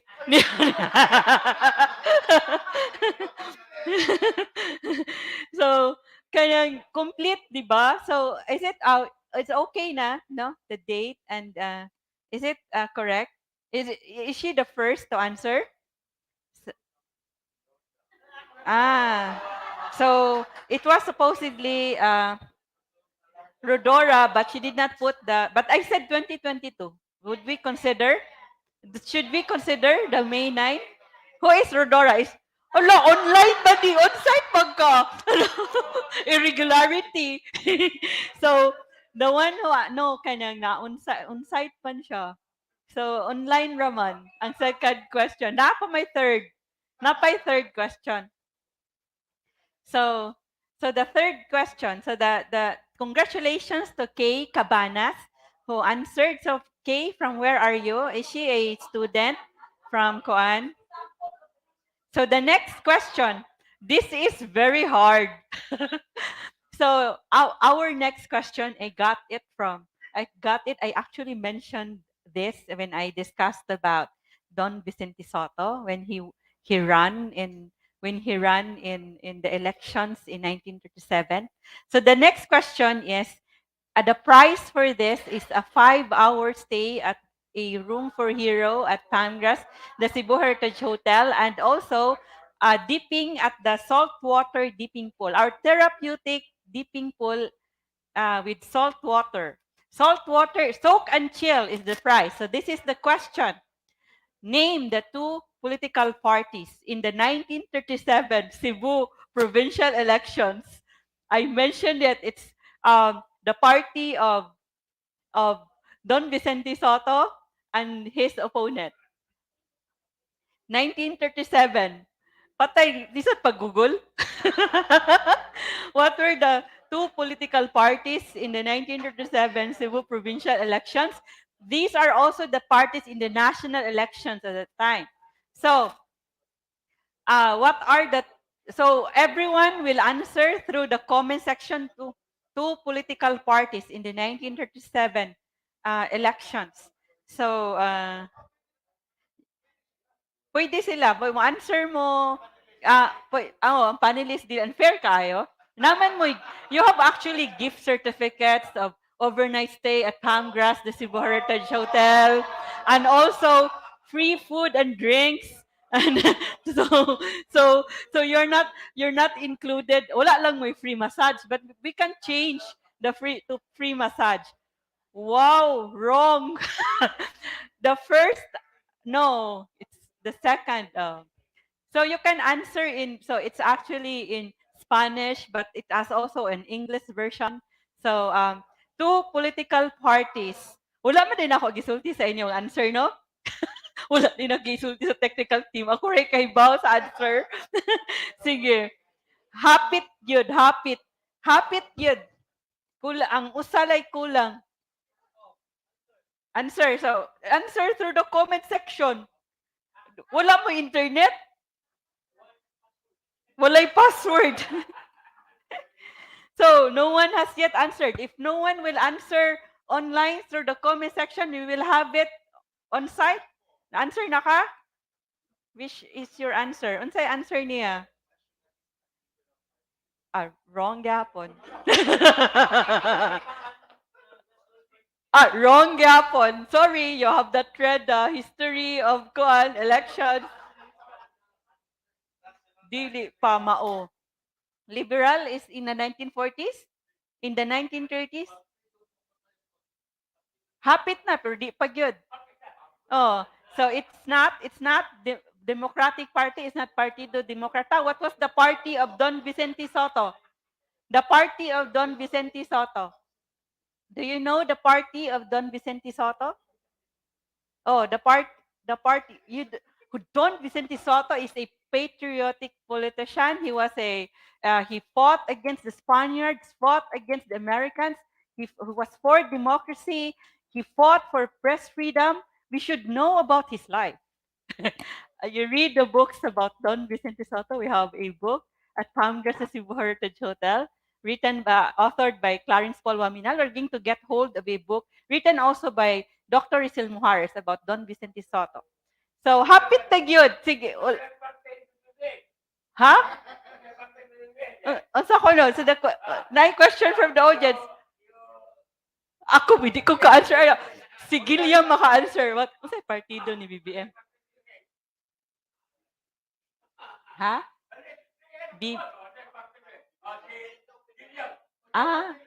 Partido. PLP.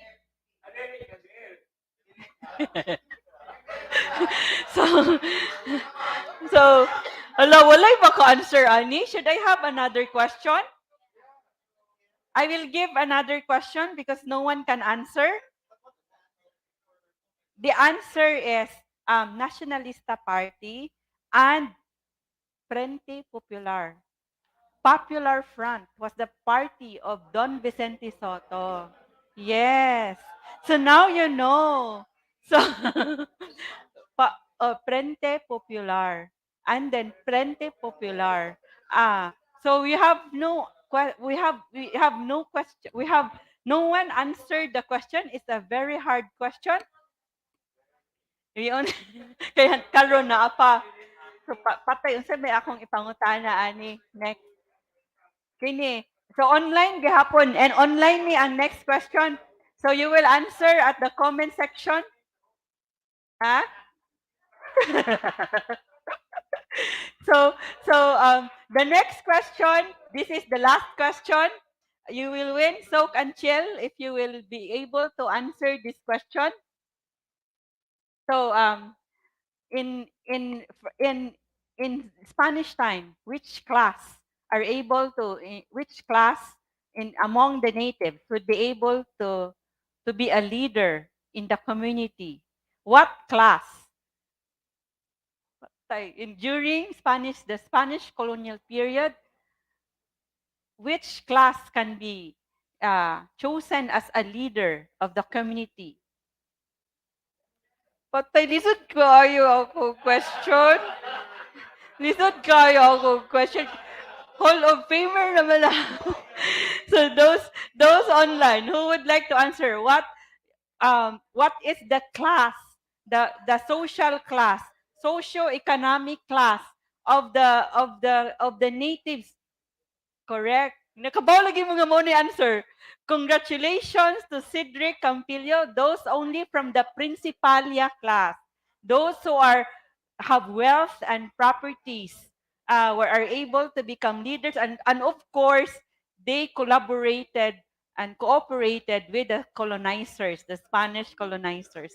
Principalia class. But of course, in Cebu, the Principalia were the ones who led the revolution against the Spaniards. In Cebu, the Principalia class and the empleado class. So, daghang salamat. Congratulations to all winners. So, this is an exciting and fun event and the conversations that we had today on Gikamang naka. Nangamang naka. Magpakamang pa di ay. Magpakamang pa di ay.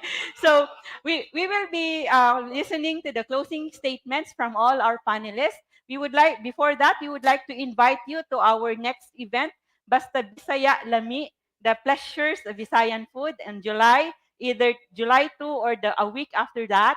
And we also have, we invite all the students of senior high, junior high, and college students. There will be 15 qualifiers for our Cebu-wide hybrid speech contest on the theme, how can today's leaders be 𝗪𝗶𝗃 like 𝗂𝗶𝗃? This is to celebrate the 149th birthday of our hero, 𝗂𝗶𝗃, who will be celebrating his birthday on July 27th. And also, as a celebration of the birthday of 𝗂𝗶𝗃, we will have another event on July 30, 𝗂𝗶𝗃 at 149. So, there will also be a TikTok for 𝗂𝗶𝗃 contest. So, this is a suggestion from our heritage advocates, so our followers of Pangas, Ferdinand Ascaraga, who also made this replica of pre-colonial gold earrings that I am wearing right now. Can you see it? So this is a Patanaw earring, a replica made by Ferdinand Ascaraga, and they suggested the TikTok for 𝗂𝗶𝗃. So this is Patanaw earrings, a replica of pre-colonial earrings from brass. This is from brass sheets and gold-plated 24 karat. So this will soon be displayed at Pamgrass Sinugatan Gifts from Cebu. So that we would all be tracing our golden history, our golden roots. Before that, before the Spaniards came, the Cebuanos, the Visayans, were very wealthy, rich in gold. No one would steal the gold without luck, because the one who would steal would be punished and would be isolated and would become a slave. So the punishment was very heavy for those who would steal. So stealing became common when the Spaniards came, because the Spanish soldiers stole from the natives the gold of the natives. So now we would like to have the closing statement from our panelists. First, we would like to have from the Kakamping coordinator from Cebu Robredo People's Council. May we have Hal at Yanza. Can we have them na lang both? Okay. Then also for the camera for the rest. Yes, thank you. My closing statement would focus rather on the post-election. Tapos na election, therefore we need to look at the 6 months, how the new president will navigate the next 6 years of his presidency. We remain steadfast. We stand our ground on our call for good governance, and part of which is being active citizens of our society. So therefore, we will remain as watchdogs We will remain as advocates, and we do critical engagement with the local government units and the national government. Kung naay dapat punahon, atong punahon, but we remain non-adversarial. We propose, we don't just expose. We will continue to organize, educate, create awareness among classes and sectors for us to get a better critical mass in the next engagements, in whatever field we may have. Thank you. Daghang salamat, Hal. Can we just have one camera for everyone? Because the other camera is not working. So, gisabutahin na sa internet ang atong, ay internet or our gadget? Sa internet. So we had the audio of Hal a while ago, his closing statement. We would now like to have, I think the internet has a problem.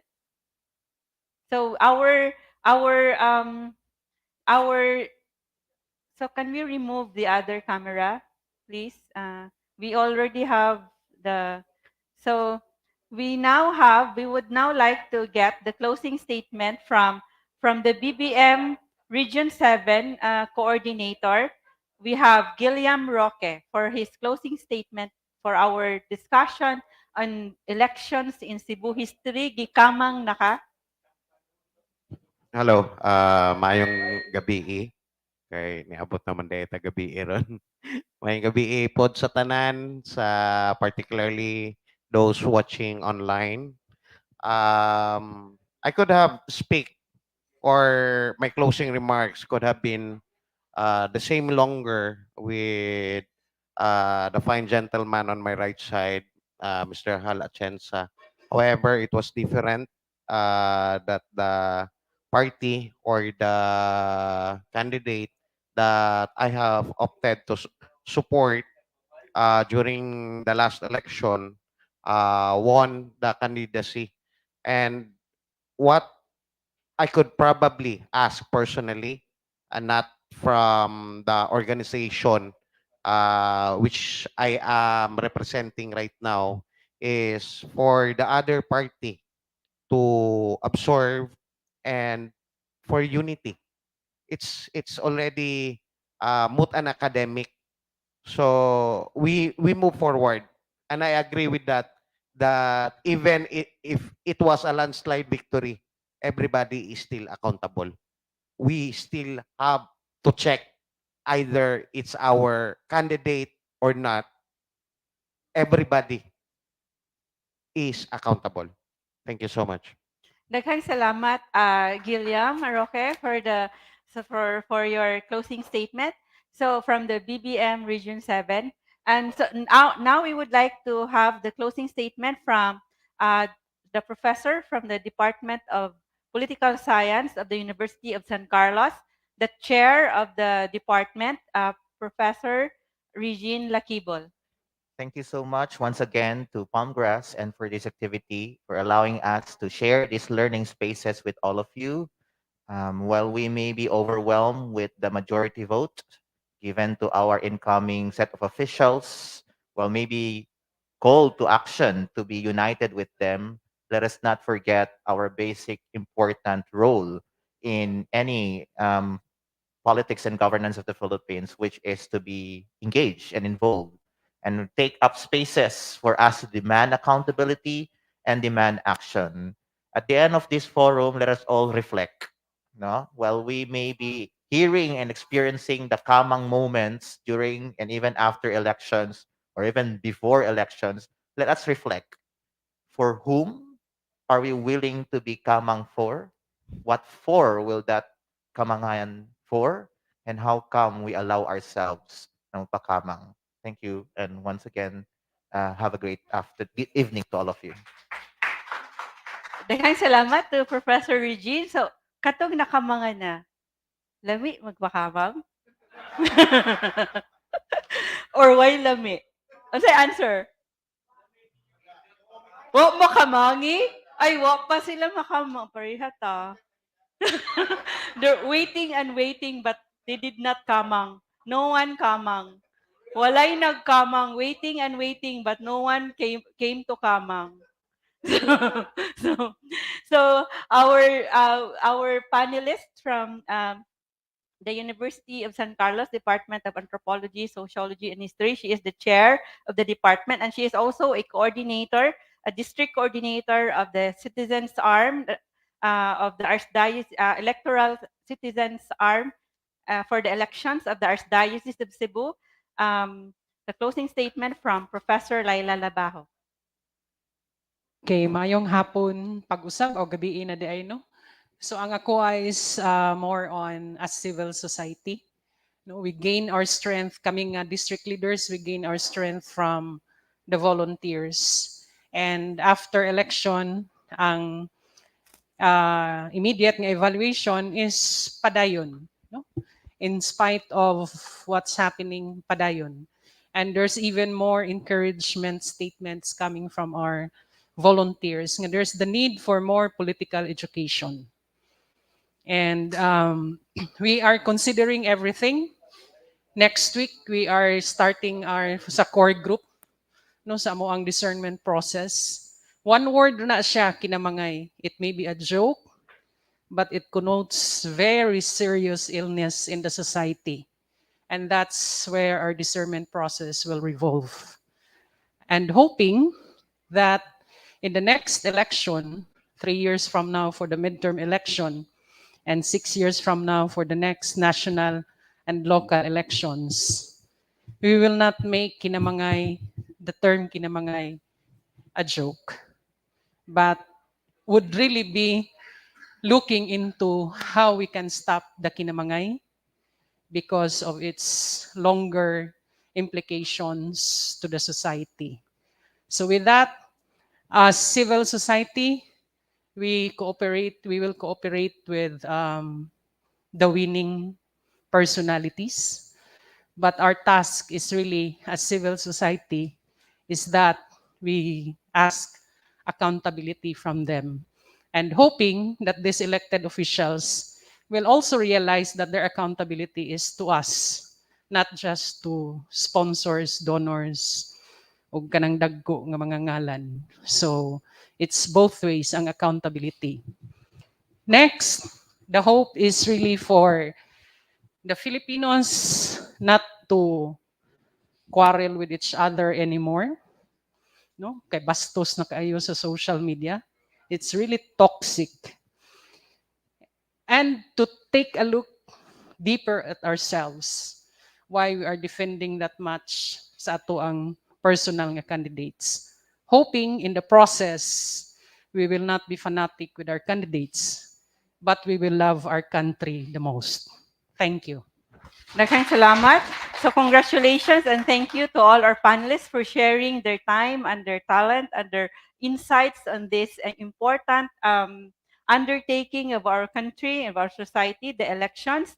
And we also look forward to the future that our youth would become leaders of our country. That's why we have these events catering to the youth, engaging the youth for them to learn about our history, about our heroes, so that they would emulate our heroes.